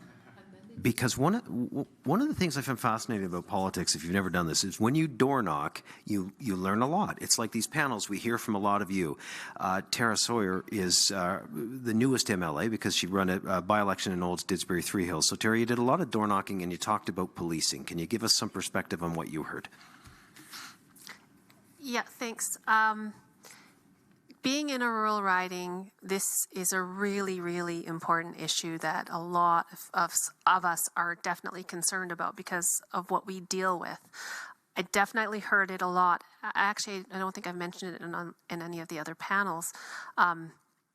the concern that a lot of the constituents had about their guns being taken from them, and they're law-abiding citizens who use it for hunting to feed their families. Yes, they use it for some sport, and we use them for coyotes and gophers at this point. So I had those questions asked of me, and the questions on what are we doing to protect us a little bit more. I hit a door, and it happened to be the gentleman was a retired RCMP officer, very proud to have served, and he expressed to me his concerns that it is not the same force that it used to be, and he discouraged his son because of that, of joining, and that's concerning to me. And he lives in a small town where he absolutely felt that we were being underserved, and the best thing we could do would be to have our own police service. I hit a door where a gentleman is active with Calgary Police Service, and that's fine. But he said, but he also felt, because he lives in a rural riding in a rural town, he's like, we should have our own police service. There's nothing he would love more than to serve in the community where he's raising his family. And it's been touched on by the Premier and Glenn with respect to the lack of numbers. And so we've got municipalities that are paying for officers, but we're not getting the full complement, and that's a problem too. So we're underserved, and our communities value the relationship that they have not only with each other but with the people in the service. And when they're moving away a lot, they're not building that connection, that level of community that in a rural riding is vital. Towns rely on each other. We rely on each other for everything, and so we would like to have better represented. And I mean, don't even get me started at harvest. How many people are being, like this harvest alone, how many of our neighbors I know have been victims of crime because we're seen as easy pickings. No, Tara, this is why, like, we enjoyed you on the panel for several reasons, but great context on these issues, and boy, rural Albertans can relate, I know that. And speaking of which, I think we have the mayor of the village of Berwyn on the phone, or online with us, or maybe it's I read the question. So it's from Nicole Johnson, who is the mayor of Berwyn, and if I have my geography right, Peace River area, I think. Yes, I'm getting a yes. So the question is, will the government commit to reviewing the funding model and ensuring that the small municipalities receive not just financial support, but actual policing presence? And Premier, that's coming from the mayor of Berwyn. Well, I can tell you that my Public Safety and Emergency Services Minister, Mike Ellis, when he talks to mayors and those in smaller jurisdictions about what they're currently paying and versus what they're getting for the RCMP complement, there's a huge mismatch. There's one jurisdiction he told me about recently that pays $1.4 million. And they routinely get told there are 0 officers to be able to respond to calls. So you have to ask the question, what can you normally get for $1.4 million? Well, you'd probably be able to get 12 permanent sheriffs for that kind of money. So why is it that jurisdictions that have RCMP paying that kind of money are told, sorry, we have no one to respond to the call? So that is sadly the experience that people are having in rural Alberta, and it's part of the reason why we've been asking them if they want to have police grants to look at, is there a better way to deliver the service? We're more than happy to support that, but it's part of the reason we're having this consultation. That's it, and we feel for the men and women that are serving in the areas they're expected to cover, undermanned. Okay, here's the straw poll. Should Alberta create an Alberta Police Service to take over community policing from the RCMP? You can click yes or no. Again, should Alberta create an Alberta Police Service to take over from the RCMP? Looks like the yeas have it. Stephen, you can see better than me. The final numbers that we have are 80, 119 or 80-20. So there you have it. Thank you for the participation on that one. Boy, some great feedback tonight. The next video that we'll watch is on constitutional changes. Prepare your questions. Here's the video. Our next topic is Alberta taking a lead role in working with other provinces to pressure the federal government to amend the Canadian Constitution to empower and better protect provincial rights. The Canadian Constitution including its Charter of Rights of Freedoms and sections on the division of powers between the federal and provincial governments, is foundational to our democracy. The enforcement of the Constitution by governments and the courts ensures our rights and freedoms are protected, and that our provincial and federal governments generally function as they should. But no document is perfect. Some things that made sense 150 years ago may no longer make sense today. That is why the Constitution contains an amending formula that permits the Constitution to be altered should enough provinces and the federal government agree to it.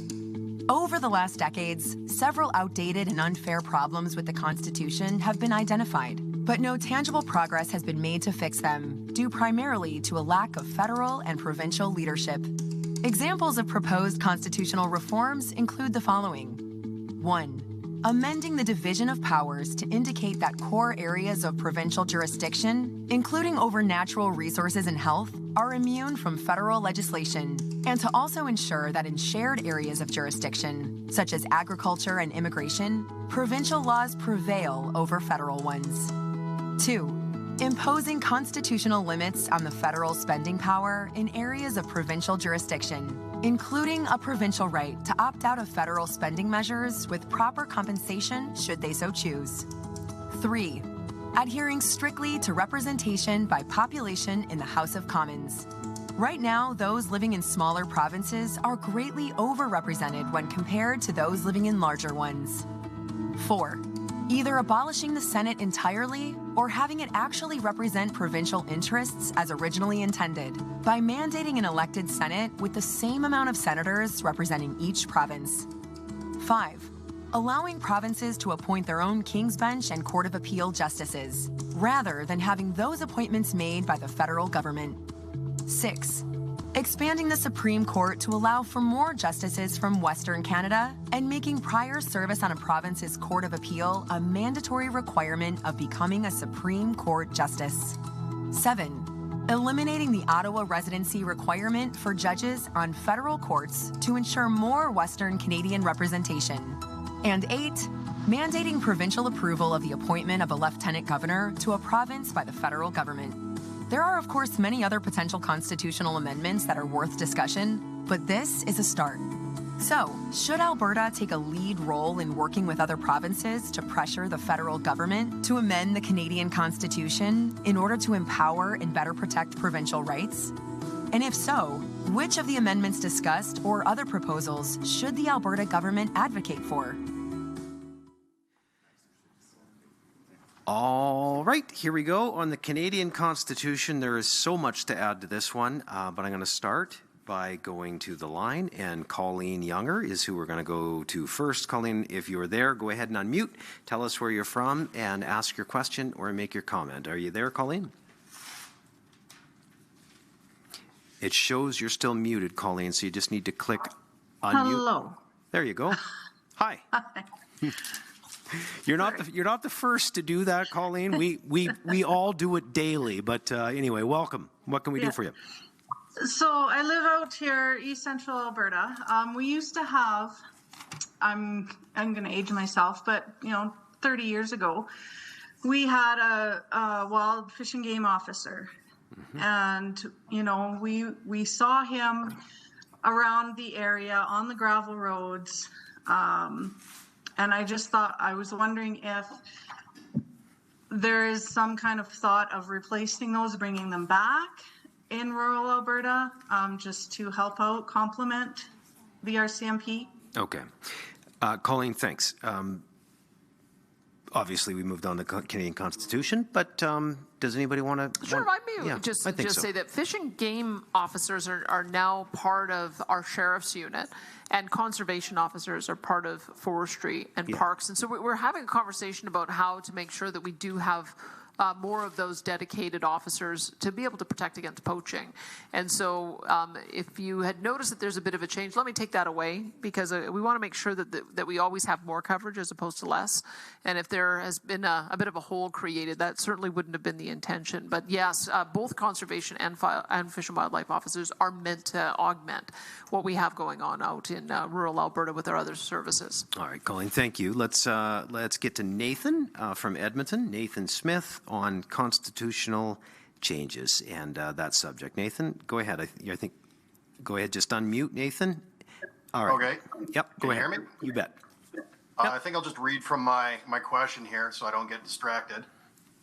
Thank you for hosting these panels. I've been watching most of them live, and I would like the conversation, even with some people trying to derail them, there's a few the other night, I would like to see a panel on constitutional changes, and I would love to have Alberta lead the charge, so to speak. Oh boy. The problem that I see is that the only way to get approval for constitutional changes is to essentially make an omnibus or large amount of changes across all the provinces, and all the provinces would need to approve of them. It need a lot of bartering. Is this what you had in mind?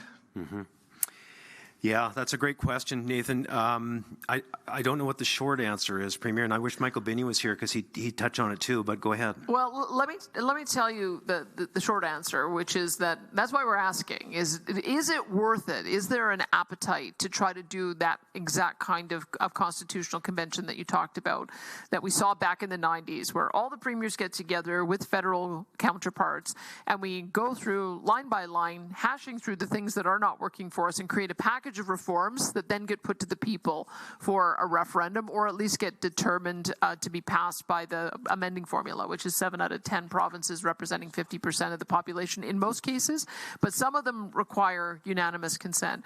Do we have the appetite to do that, having seen it fail in the past? I don't know. I think it's probably worth a try, because some of these things will only change that way. That being said, there are lots of ways that we can change the Constitution bilaterally, and I've been reminded by panelists of a few of those things. So Nunavut was created with a constitutional change. It got its own power, and then most recently it got devolution, so it had more power over its resources. Quebec changed so that they could be recognized as a distinct society. That was something they were asking for in previous constitutional amendments, and they got that with a bilateral change. Newfoundland and Labrador changed its schooling system. They used to have both a public and a Catholic school system. They changed their constitution so that they removed that. And I was just told that when the Confederation Bridge was built for Prince Edward Island, the Constitution had to be changed to no longer mandate that ferry service was required. So maybe one from our perspective that might be on the smaller scale, but kind of important to the folks in PEI. So there are ways to amend the Constitution bilaterally.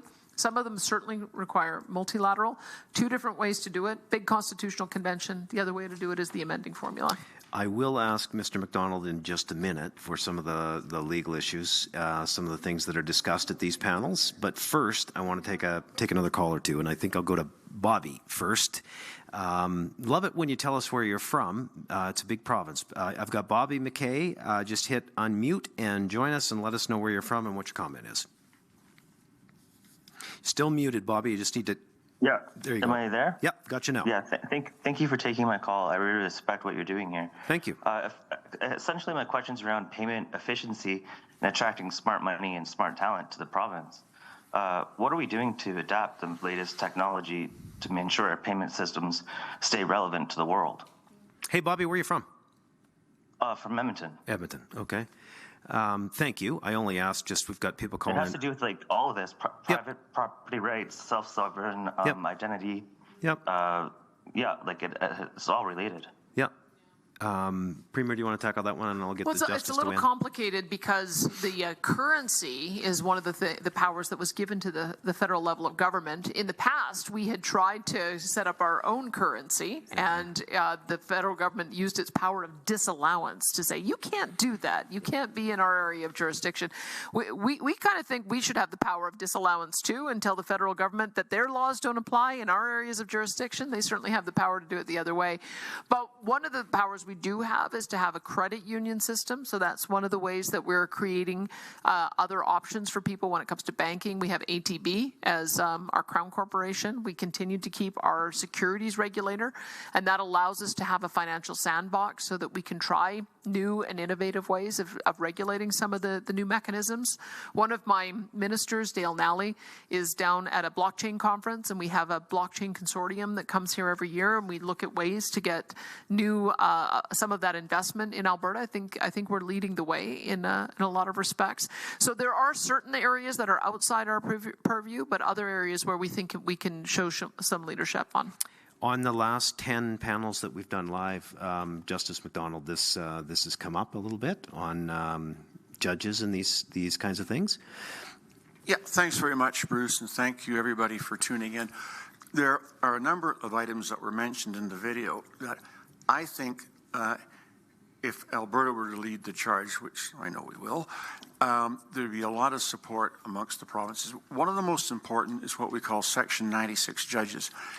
Under the Constitution, the provinces have the responsibility for establishing all the courts in the province, from the Court of Appeal right down to the Alberta Court of Justice. But under the Constitution, it's the federal government that appoints the judges for the Court of Appeal and for the Court of Queen's Bench, which is the Superior Court of civil and criminal jurisdiction. I can see every province in Canada wanting to change that so that the power to appoint those judges is vested in the province. So that's one I think that could really find support right across the board if we were to take the initiative. Another one, and this would require King's Bench, sorry, the unanimity is the power to appoint the Lieutenant Governor. Mm-hmm. It's symbolic, but symbols are important. Yep. The other one that I think would only require the 7 provinces and 50% of the population is to abolish the Senate. The Senate has become a real boondoggle. And let me just say, from my own personal perspective, I was a big supporter back in the day of the Triple E Senate. And I really hoped it would go somewhere. It hasn't. I'm not sure it would have solved the problems anyway. I think that the Senate is beyond any kind of reform. I think it just needs to be abolished. And I think there'd be widespread support in most of the provinces, or at least enough to get past the 750 requirement to get rid of the Senate. So those are 3 that I think there's a good chance on, and there are probably others. There are others as well, but those are the big 3. No, very good. Very good. And I'm glad you mentioned the Senate so thoroughly, because we've heard it at every town hall, and people very frustrated that former Prime Minister Trudeau is appointing senators in Alberta, where it probably doesn't line up with what the people of Alberta feel, to put it mildly. Cam Snyder is with us. Cam, I want to go to you next. If you are with us and you can hear, just click on mute and you'll be able to join us. Can you hear us? Yeah, can you hear me? Yep, you bet. Okay, great. Yeah, my question is, this is just, amending the Constitution is impossible, guys. You know that. Come on. Let's talk reality here. Come on, Cam, you got 30 seconds. You can tell us how difficult this is going to be for 30 more seconds.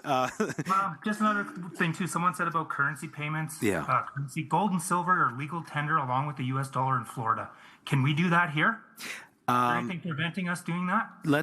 You know what? The first half I'm going to throw to Minister Schultz, because I know you guys talk about this all the time in Cabinet, some of the frustrations we have.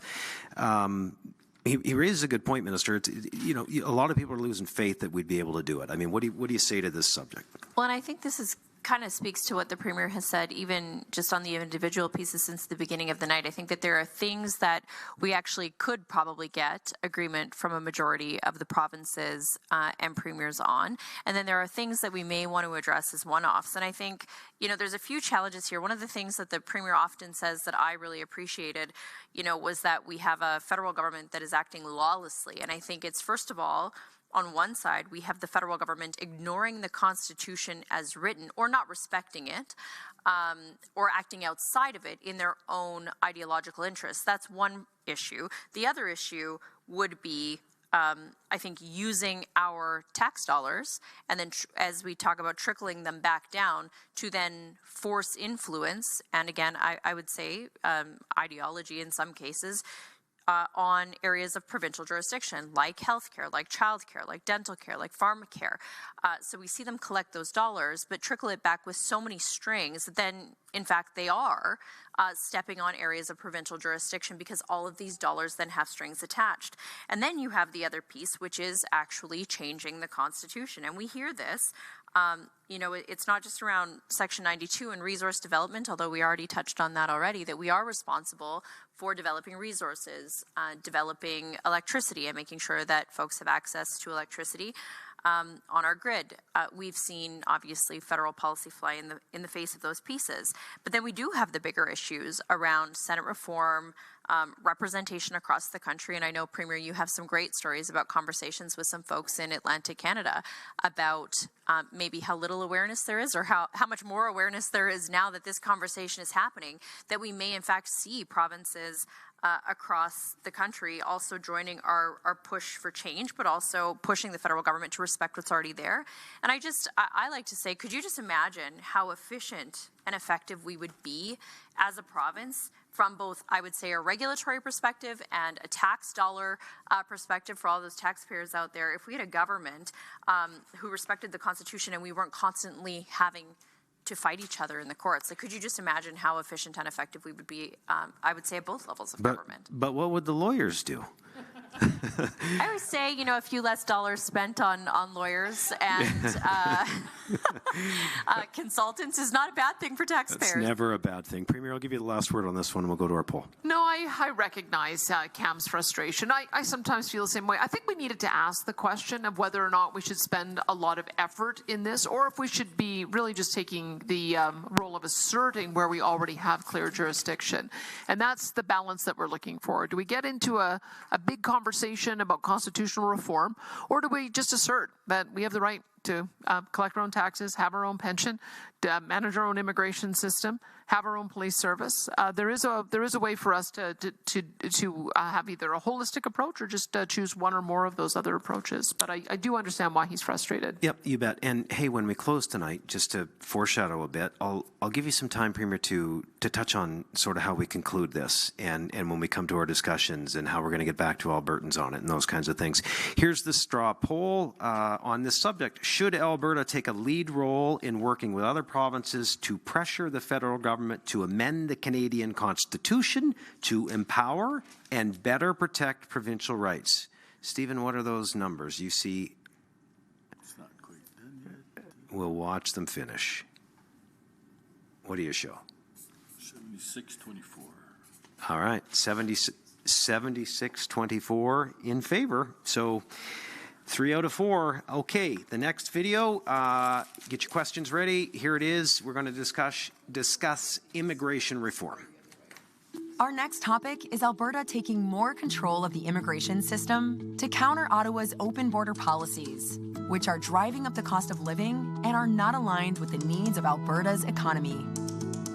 In just over 100 years, Alberta's population has grown from a few 100,000 farmers, ranchers, and First Nations peoples to a province of over 5 million, with one of the most prosperous economies in the world. This great success story would not have been possible without new Albertans moving here from all over the world. That is why Alberta has always welcomed newcomers looking to contribute to our province's economic success and unique culture. And we always will. However, as all Canadians intuitively understand, the number of newcomers entering the country each year needs to be sustainable, and everyone wanting to come should be committed to upholding the Canadian values of hard work, love of freedom, and peaceful coexistence.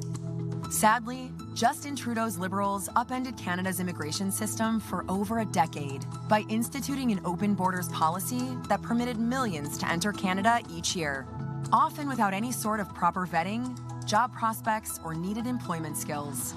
The results have been disastrous. Housing prices have skyrocketed. Unemployment keeps increasing as immigration outpaces job growth. And sadly, many of the divisions and disputes that plague other countries have begun making their way into ours.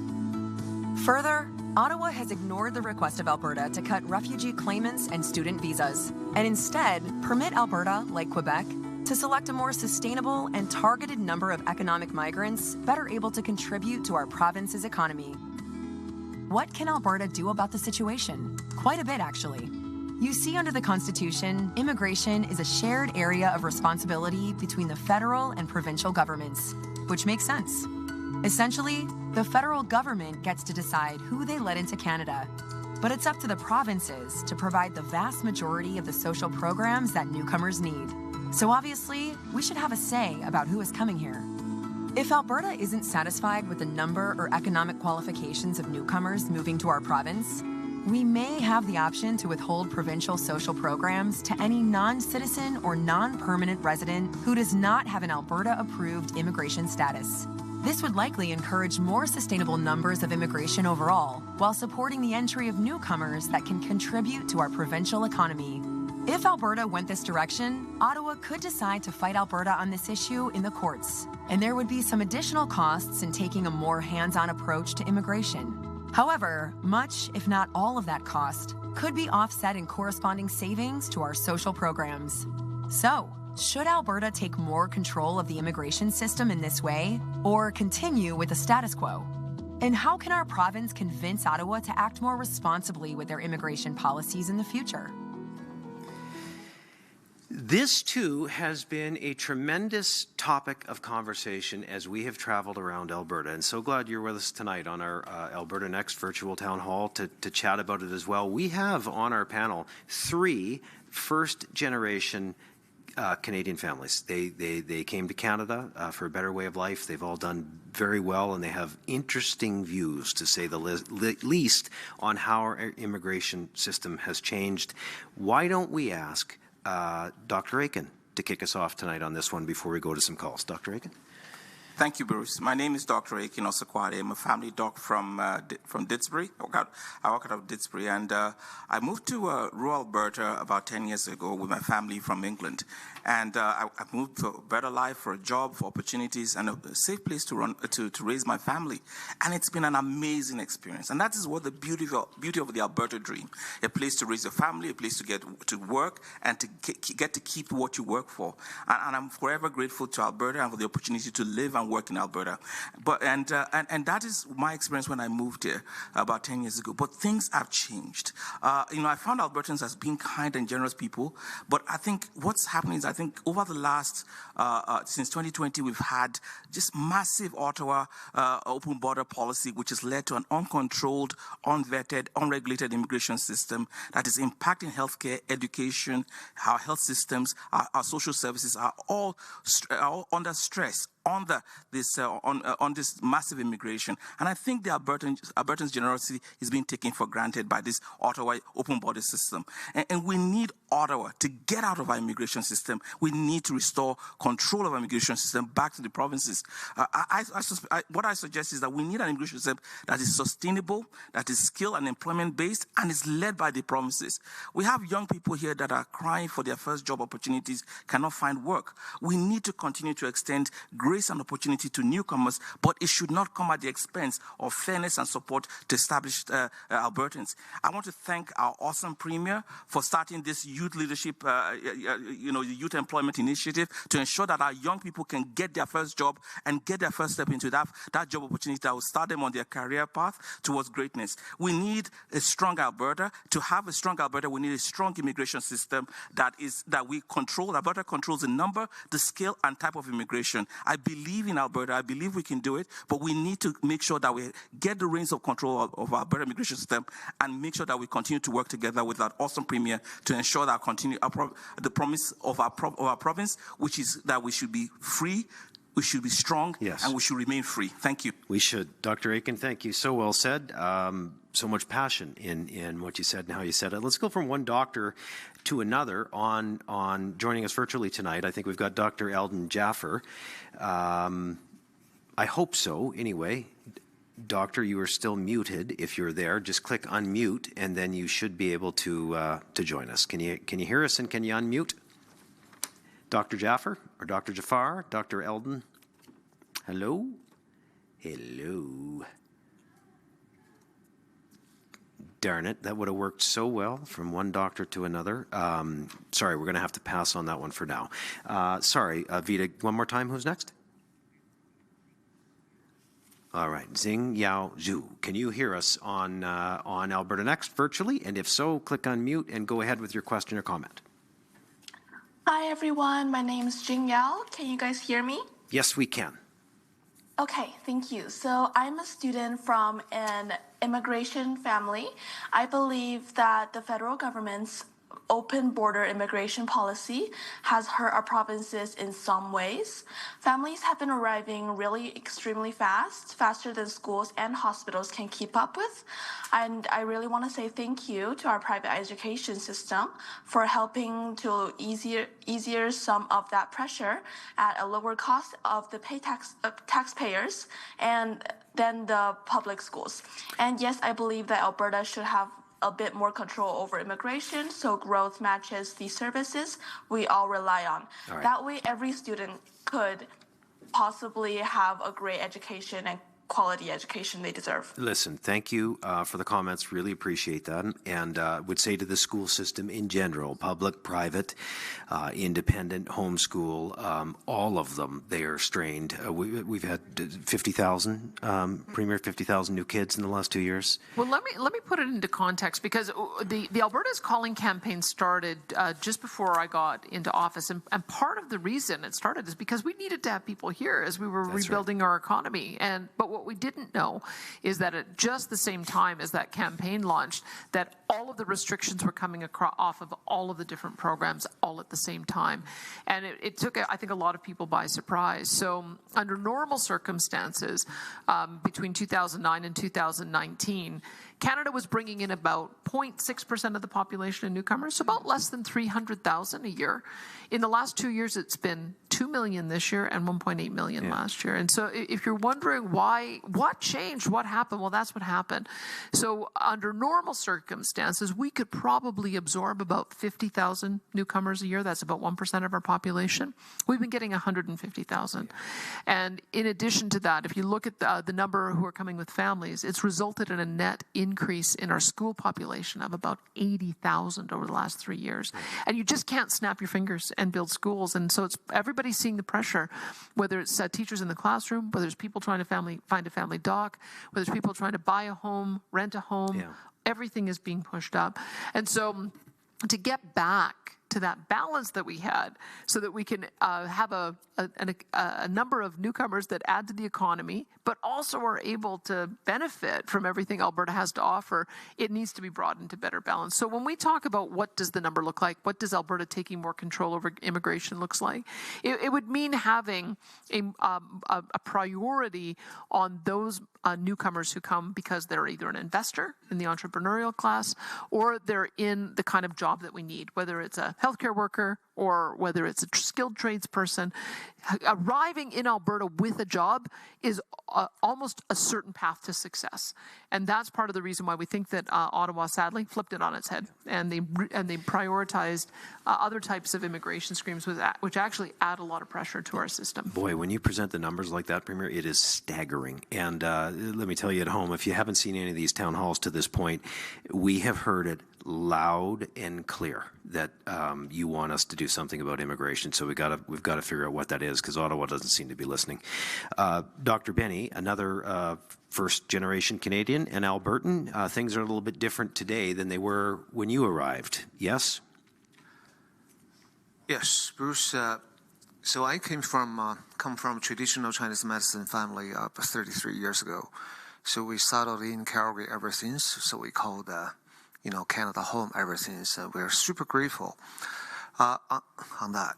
So back then, acupuncture was literally unknown or very much unheard of. But now, look at it as a regulated health profession under the Health Professions Act.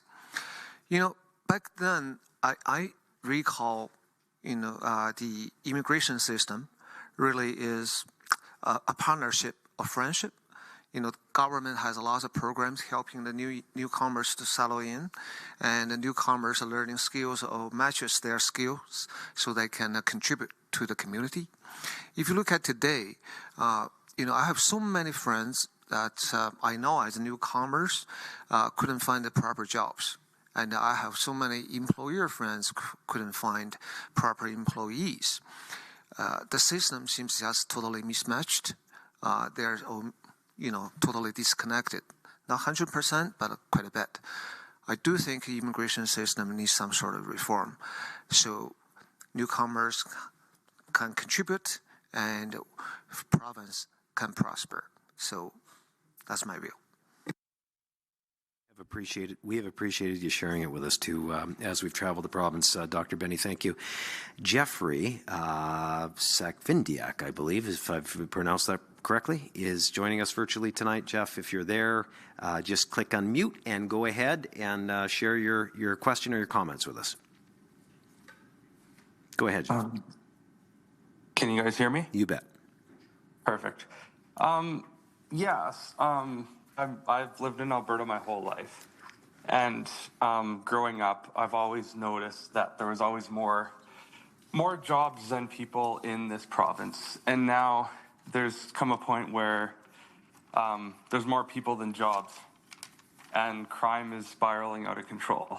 I want to know if Alberta was to become a sovereign state within a united Canada, what would that look like?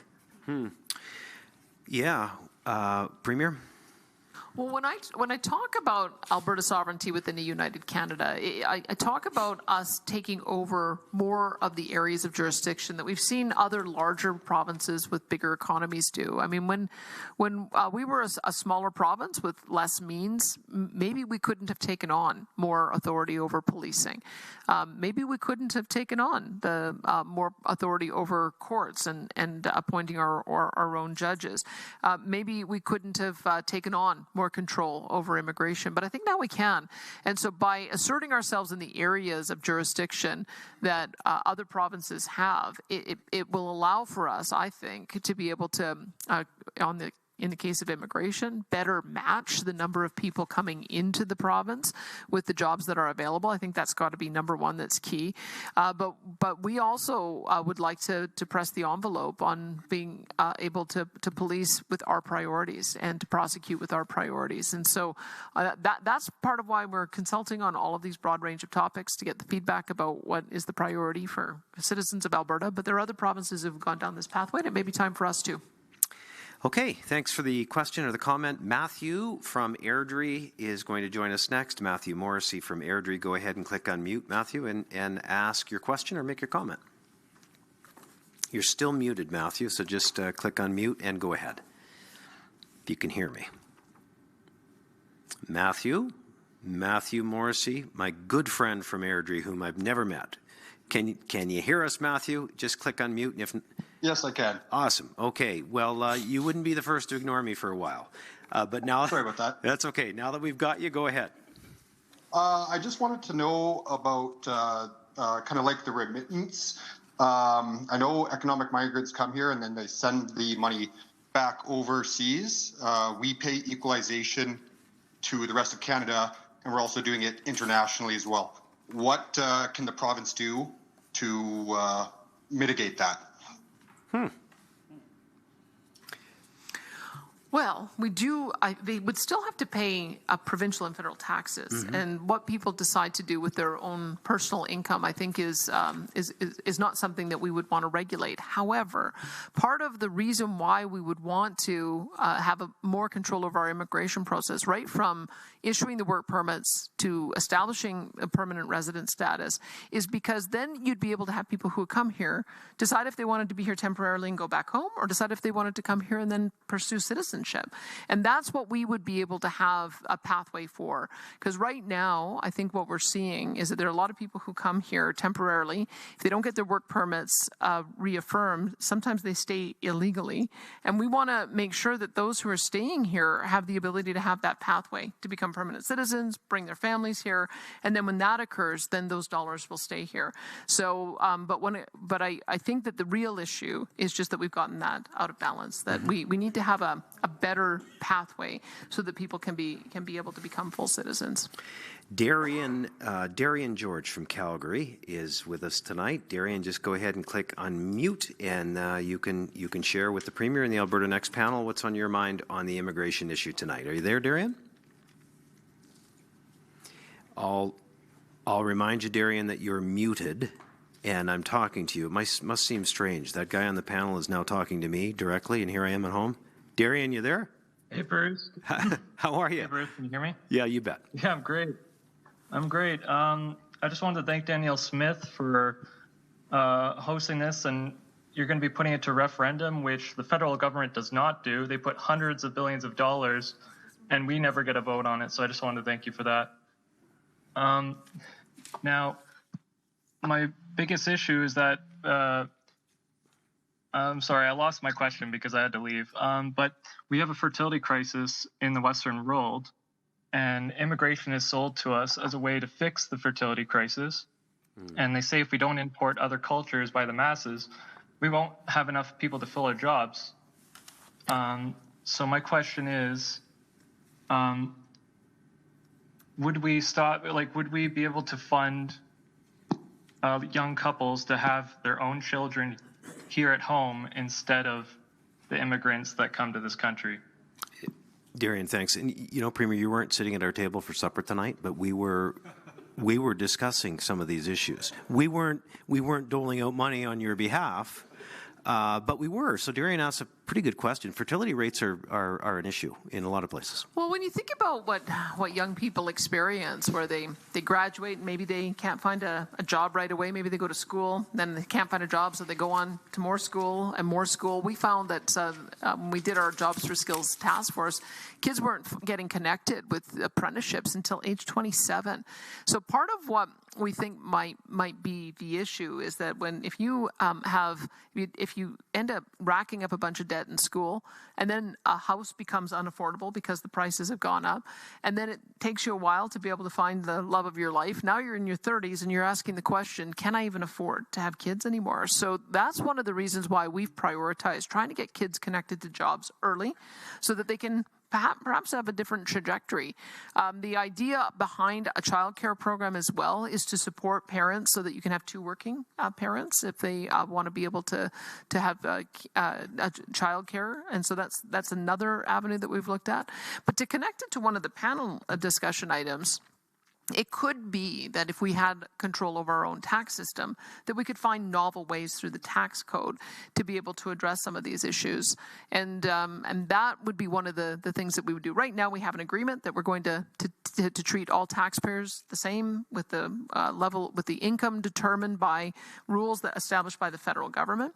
Maybe there's some ways that we'd be able to have different types of credits depending on different types of family factors.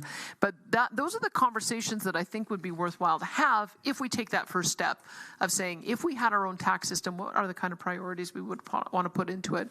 The other thing I would say is that the old model where the only way to get greater productivity and growth was through people is changing a bit. With AI and with other types of technology, you have the ability to do more with AI assistance. And so it could be that we're able to still grow our economy with the number of people that we have.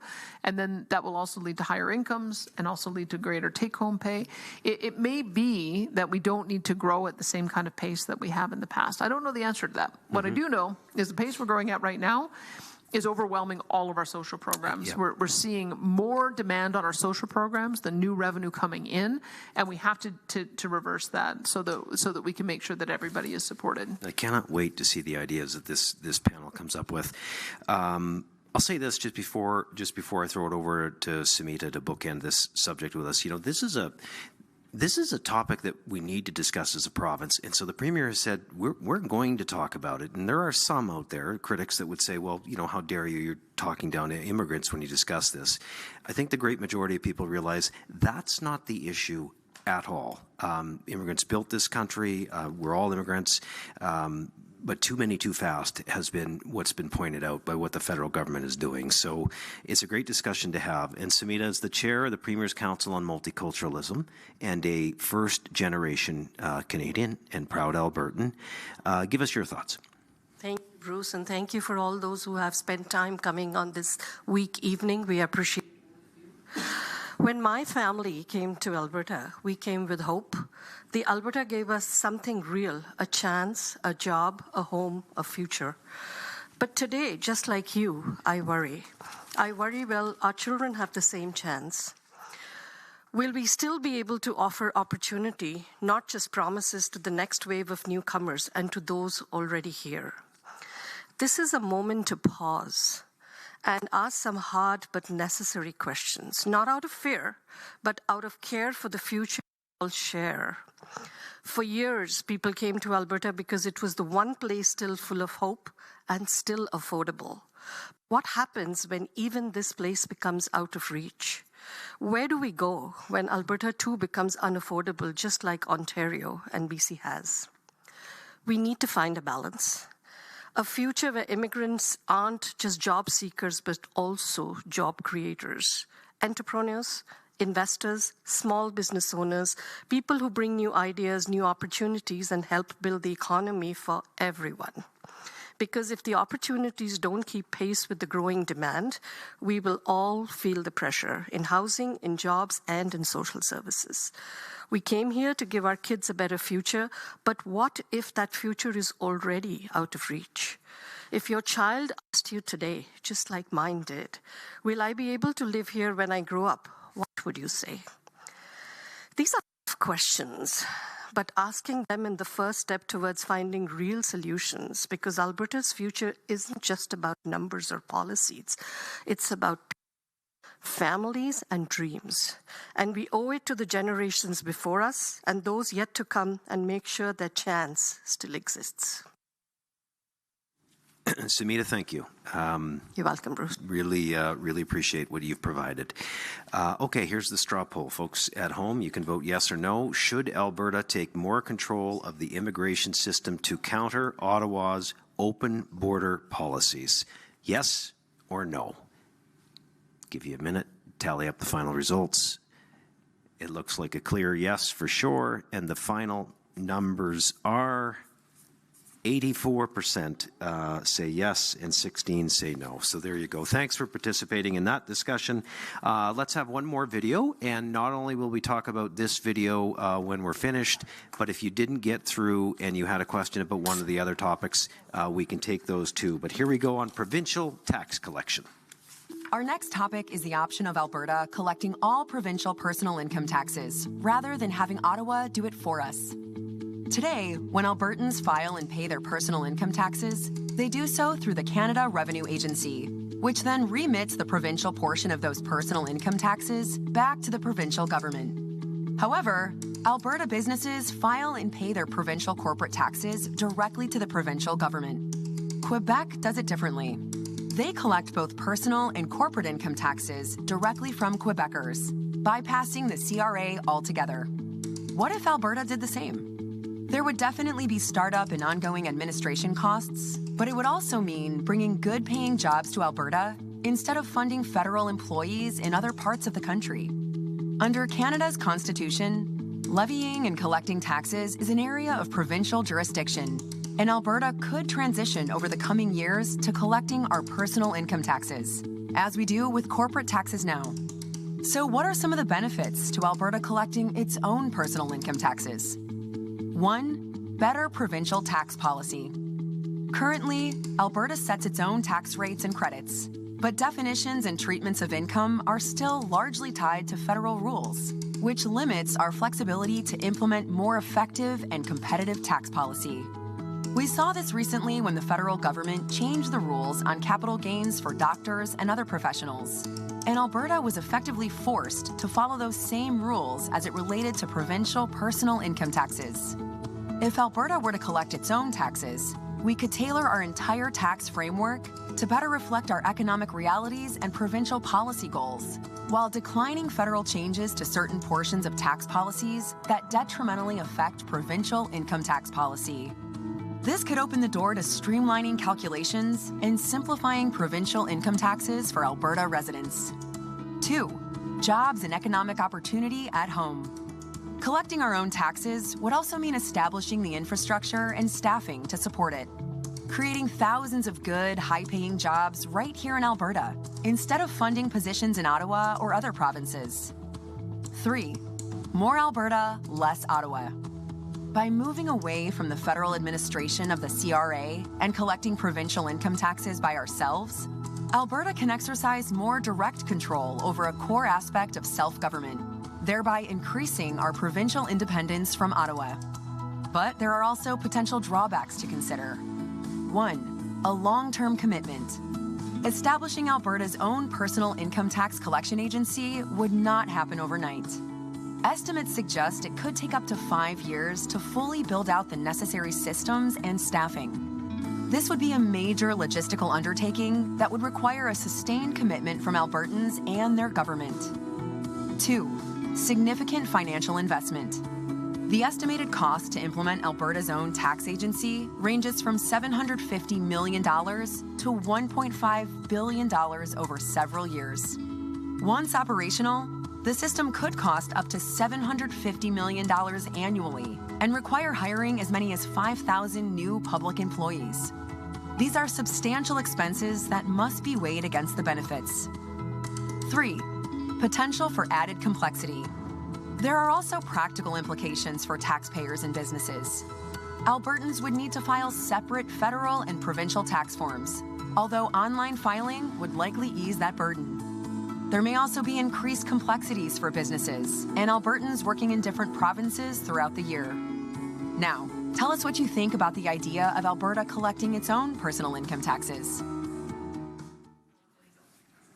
What to do about taxes? Well, let's start on the line with Neil Ruddy, who is on to talk about tax systems. Neil, I'm not sure where you're from, but introduce yourself, unmute, tell us where you're calling in from, and what are your thoughts tonight?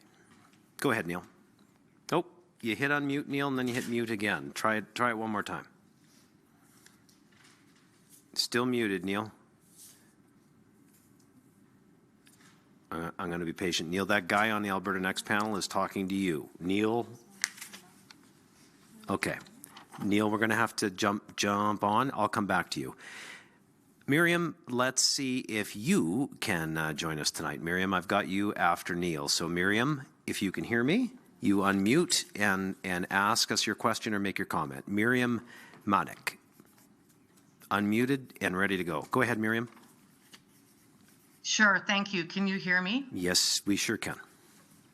You bet. Okay, I'm a little bit concerned because I'm wondering if it's your intention to continue to create the Alberta pension plan regardless of having an agreement similar to what Quebec has, and regardless of the fact that people will be unable to move out of Alberta without losing their earned pension benefits, which they have paid into in good faith, and that they'll be able to draw on them.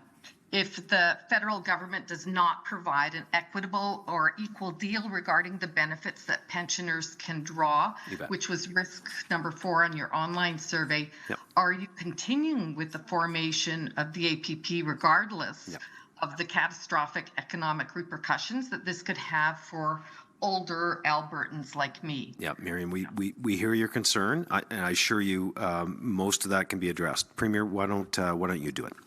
I would say that one of the things that's important to know is that you cannot opt out of the Canada Pension Plan without ensuring equal or better benefits. So that's part of the context that needs to be had. And as we mentioned before, as I know people think that there's an account of money that they've paid into that's got their name on it. It's not how it works. It's today's people who are contributing, who are paying for the pensioners who live here. So that's part of the reason why it's all or nothing. You've got to you have to either be in the Canadian pension plan or you've got to have your own Alberta pension plan. But it really is going to be very much up to Albertans. We think we've got a pretty good indication from the federal government, even though their calculation was less than we believe the legislation says.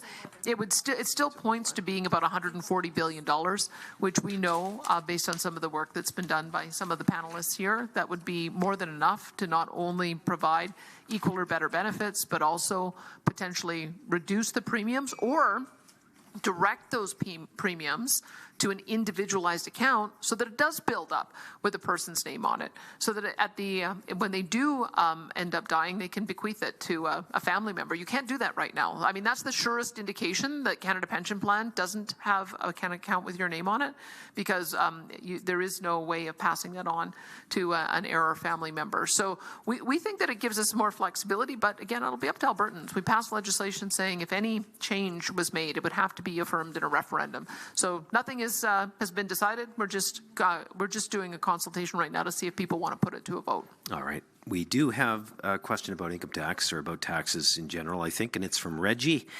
Reggie Rosalajos is on the line. Reggie, can you hear me okay? And if so, unmute. You're muted, Reggie, I'm told, so you need to click unmute, and then you're good to go. So if you hear me, Reggie, you are ready to go. Still muted. So sorry, folks, but I'll just remind you at home, when I call on you, you have a mute and unmute button on your screen. You need to click it so that you're able to communicate with us. And so we're going to go to Adija instead, and hopefully you can unmute and share your thoughts with the Alberta Next panel. Go for it. Hello, can you hear me? Yes, we can. Thank you. I'm 15 years old. I'm from Edmonton. And my question to you guys is, if Alberta took over collecting personal income taxes, what specific mechanisms could ensure that we gain real fiscal autonomy without triggering federal pushback or, creating a costly bureaucracy that ends up undermining our economic growth over the long term? Well, I'm impressed that at 15 years old you know about taxes, first of all. That's fabulous. Trevor, you want to take that one? Dr. Tim? Yeah, it's a really excellent question. So I should say that Alberta can unilaterally establish its own taxation collection agency. We do it already, as does Quebec, for business income taxation. This would simply be extending it to personal. Now, you're right to note, of course, the costs of setting that up, as was noted in the video, is not a trivial number. It needs to be considered as well. And so the benefit of doing this is that Alberta could have a little bit more flexibility, potentially design a tax system that has more economic outcome, investment, and growth-oriented goals in it. And then the cost would be the actual cost of funding that new agency, and that would have to be weighed against the potential benefits. Great question. Great question, though. From 15-year-old, a lot of people, most paycheck go, wait a second, how come I've got to give away this much? And they start to be more aware of how taxes work. Okay, let's go back to Dean Meyer from Red Deer. Dean, if you're with us, just click unmute and ask your question or make your comment. Again, Dean in Red Deer, you're next. And Dean, I'm told you are muted as well. So click that and you'll be unmuted at the top of your screen, and then you can share. And if not, I'm going to be forced to ask one of these panelists another question. And so here's what I'd like to do. Instead of something standard, I'd like to surprise one of you. Do I have all your attention on the panel? Okay. Hey, Grant, what's your biggest takeaway from the tour that we've been on? What is there anything surprised you or stood out to you about this tour across Alberta? Wow, that's an interesting question. From my perspective, I think that there is not a very good understanding of the complexities that that Premier Smith and her team deal with, and we're trying to have the voice of all of the people. So there is a separation style movement. There's a more of a social movement, but I think the biggest learning is that, from my perspective anyway, is that we do have a very clear understanding of people want to take responsibility for our own resources and our own financial management within the province. Wonderful. Andrew Judson, I'd ask you the same question, and then I'm going to go back to a couple of calls. What stands out to you? This has been a fascinating tour across Alberta. We've heard from so many people. Yeah, thanks, Bruce. One of our fellow panel members isn't here tonight, but Michael Binion's spoken repeatedly about the province's need to demonstrate a capacity for governance, responsible self-government, the capacity to self-administer and execute the functions of government, for better or for worse, includes taxation, along with government, social spending, administering a pension, administering public safety and security, all of these things. And I think overwhelmingly, Albertans who participated in this panel, this opportunity, have voiced a commitment to that and a support for that. I'd further say, in gratitude to the Premier's office for organizing this event, I think that the Albertans who participated have gone away with the feeling they've had a chance to speak and be heard And they haven't always liked the answer. We don't have unanimity, but I think that overall, Albertans have appreciated this opportunity to come and speak and participate in some very important policy-making strategy. Yeah, you bet. It's been fun to hear what people have to say. Most people, when they disagree, aren't disagreeable. A few have been, but even when you disagree, it's been great to get other perspectives. Let's try Maria Burke. And Maria, if you can hear us, just unmute and make your comment to the panel or ask your question. You're on with Alberta Next virtually tonight. Maria, I'm told you're muted. And if that's the case, I need you to unmute. And then I would ask our team to remind everybody of this before you send them in this way. Still muted, Maria. Okay, how about Jerry? Can we go to Jerry Kovacs? And because Jerry knows how to run his computer, I just bet he's an expert. So Jerry, if you just click mute, you'll be unmuted and you can chat with us. And if not, I'm going to ask another panelist a tough question. All right, Jerry, go ahead. Just like this, apparently. You're good. You got it, Jerry. Well, just so that you folks know, I am born and raised in Lethbridge, but I'm presently living in Ottawa, and I visit Alberta 3 or 4 times a year. As an Albertan living outside the province, I'm regularly criticized for standing up for the positions that the Alberta government has taken.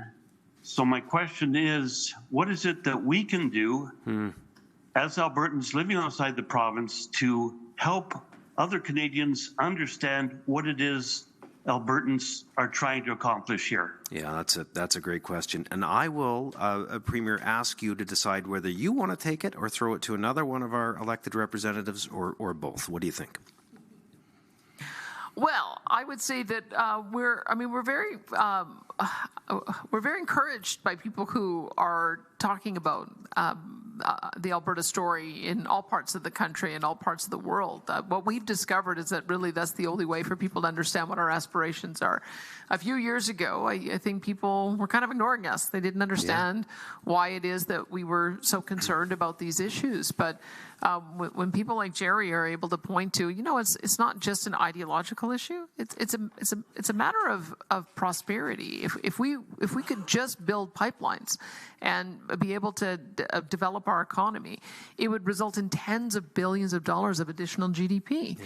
And that additional GDP gets taxed both federally and provincially. Yes, we benefit from royalties, but Ottawa benefits from being able to get the personal and corporate income taxes that come off of that. And so Albertans are very, very generous. The only times I think that Albertans get really unhappy with the way the country works is when we have politicians in Ottawa who say, no, we don't want you to create wealth, but we want you to keep on sending us the same amount of money so we can send it the same way. That's when we end up with tension in the country. A lot of things can get solved if you just let Alberta be Alberta. And I would hope that folks like Jerry is able to make that point when he's in Ottawa. Yeah, you bet. And we all have relatives and friends across the country. I think we're all reminded to share our story with pride, as the Premier said. Okay, Orest Ilkin is with us virtually. Orest, if you're there, you are now unmuted and free to launch. Orest, go ahead. Yes, I put in a number of comments, but I think the last comment really is that, Canada's strength has always been this creative tension between federal and provincial jurisdictions and powers. And really what I'd like to see is that, do we need to really be at each other's throats all the time? Or can we just work collaboratively? Restore the balance. In my estimation, absolute power corrupts, and this creative tension is required to keep a balance and harmony in Canada. Yeah. I think that's a very wise comment. Yeah. And it's true. And I think that that's exactly what the founders had in mind. It's why Alberta and the provinces are not subservient orders of government. I've used this example before that when we sign agreements with Ottawa, we sign them on behalf of His Majesty and right of Alberta. And the Crown and the federal government signs on behalf of His Majesty and right of Canada. That we both get our jurisdictional authority from our constitutional separation of powers that stem back to the foundation of our country. And so I would say that creative tension is exactly why Canada is such a decentralized nation, one of the most in the world, and should operate that way as a decentralized nation. And it's the federal government who keeps on encroaching on areas that it shouldn't be. But I agree with Oris that the better situation is when we can find things that we jointly care about and do them together, which is what I'm encouraging the Prime Minister to do. That's right. To support us on bitumen pipeline with the Pathways project and repeal the bad laws so that we can work together to get our economy going again. That's right. Hey, Bruce, if I could just add to that. It does, this creative tension does require good faith on both sides. And as Minister Schultz alluded to, of course, the opinion of the Supreme Court of Canada on the Impact Assessment Act was simply ignored by the federal government because it was, quotes, only an opinion. That's just wrong. And so there's got to be a change down in Ottawa. I think we've got the right attitude here in Alberta, but there's got to be an attitudinal change in Ottawa to make this creative, dynamism actually work. Okay. I'm going to read a question for Dr. Toom, and then I'm going to ask you a moderator question. So I'm going to give you two, okay?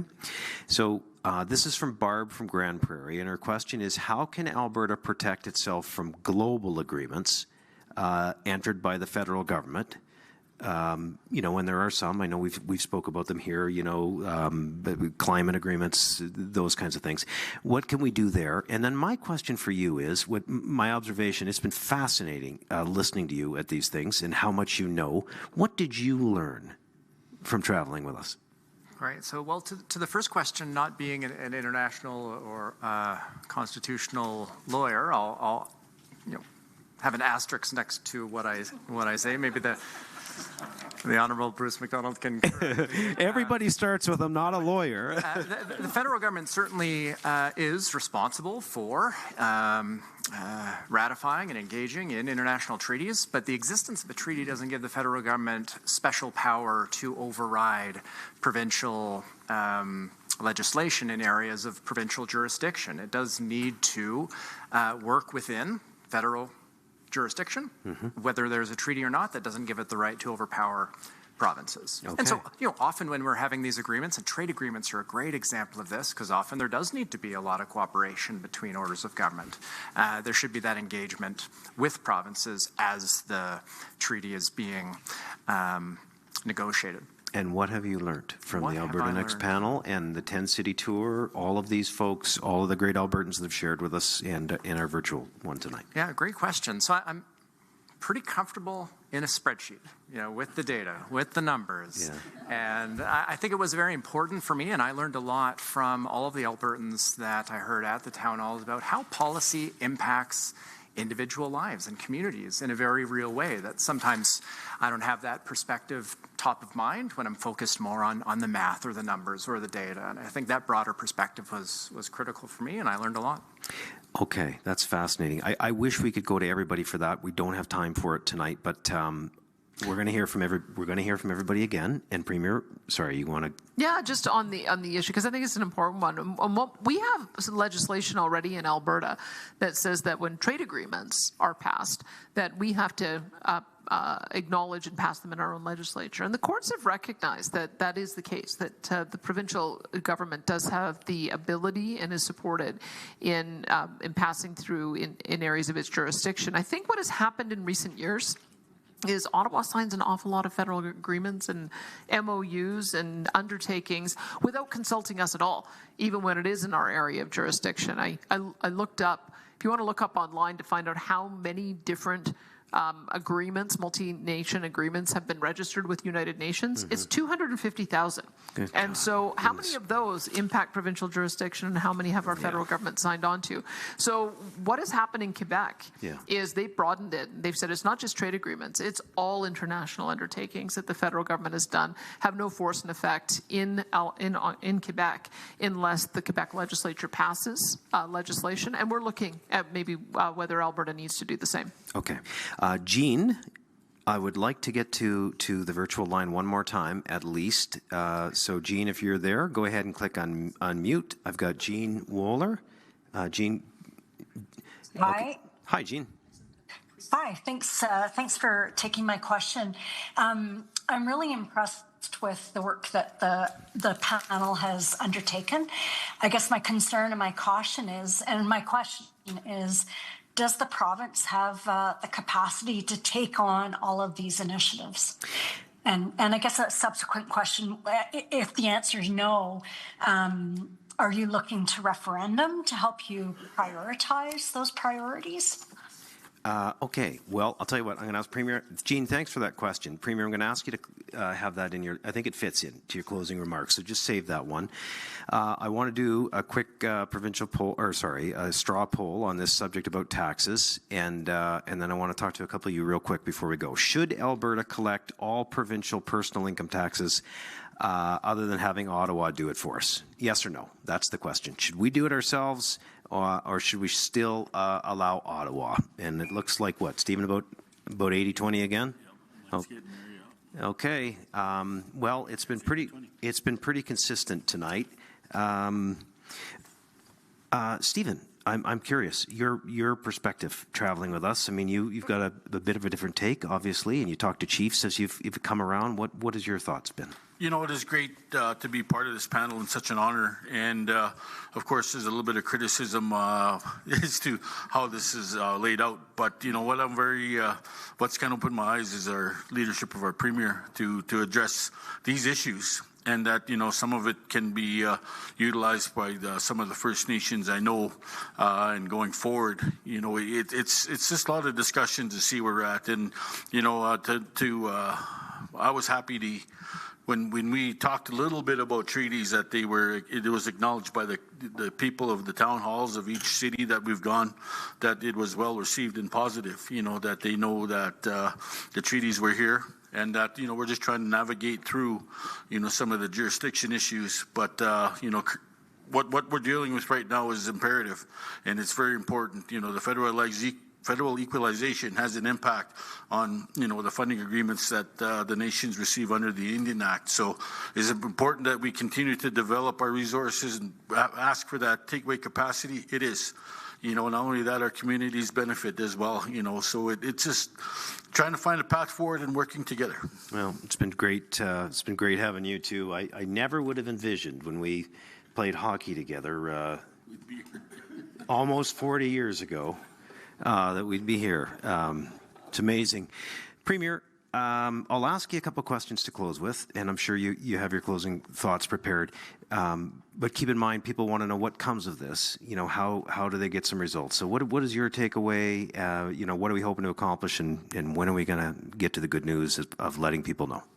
Well, one thing I was a little surprised at is that there was not a few more ideas that were put on the table for us to consider. Because I can tell you one that I've had conversations with other panels about is, do we need to amend the Constitution to take over employment insurance? Employment insurance is federally regulated, but I can tell you it's sure one of those programs that is not. It does not treat the West fairly, and certainly does not treat Alberta fairly. So what I would say is, if anyone has any other ideas like that we didn't get to on this panel or didn't come up in any of our discussions, we have the ability for you to go online with a survey. There's a comment section.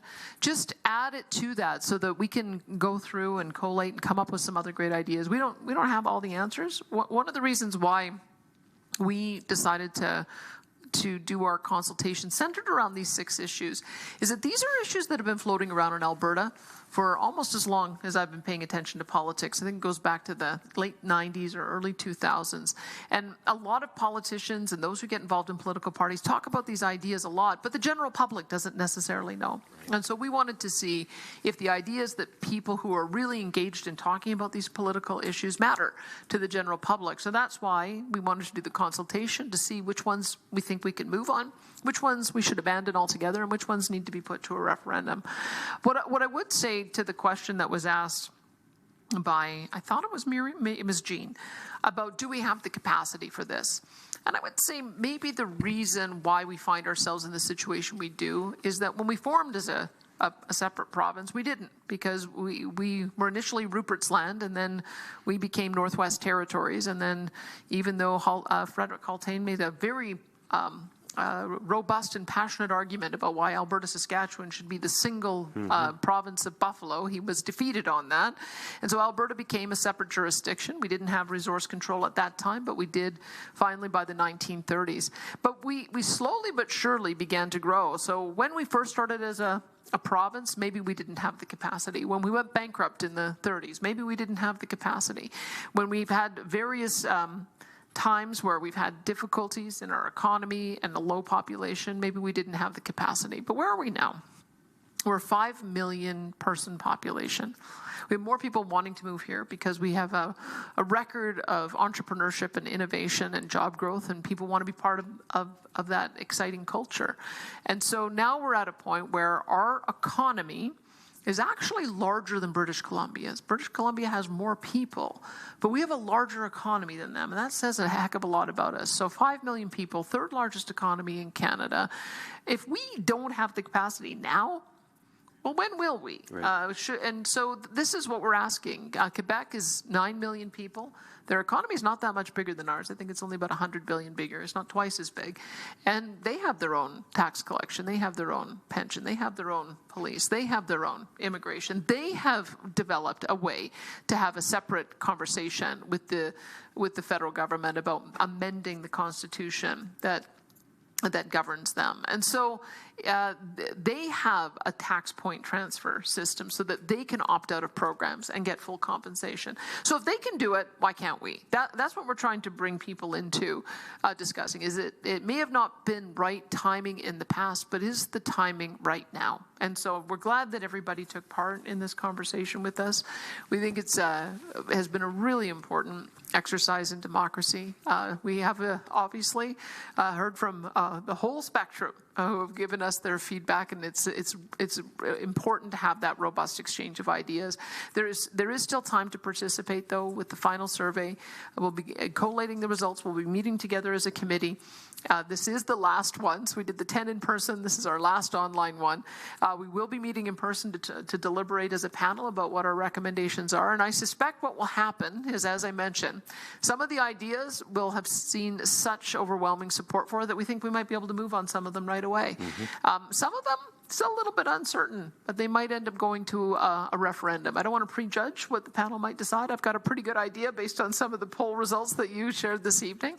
I've got a pretty good idea of some of the ones that need a little bit more consultation and a direct vote of the people. But that's what we do in Alberta. We have a long history of doing direct democracy, and we have a long history of being able to support that kind of grassroots initiative. We want to make sure that people have their say on these important changes if we're going to be making some governance changes. But once again, thanks everyone for being with us tonight. Thank you, Bruce. Yeah. It's not always been easy to be in your chair moderating with some of the tension that's been in the crowd, but we appreciate you guiding us through all of this. Well, thank you, and it's sure been a challenge for me too. But well said. Well said. I look forward to our deliberations, our contemplations, and what we bring to you at home once we've all had those conversations. And I just want to say before I go, you can't see them, but behind us and off to the side, there is an entire team of technical people that have put all of this together tonight, that have traveled with us, that have done security. Just made sure that everything flowed. And we're so grateful to all of them, and to these panelists. I'll say, as the moderator, it's been a tremendous opportunity to get to know you. So thank you for all of your work, and to you at home, thanks for participating tonight. To those of you that joined us in the 10 cities, thank you. You'll be hearing more from the Alberta Next Panel soon, and have a great night. We'll see you soon.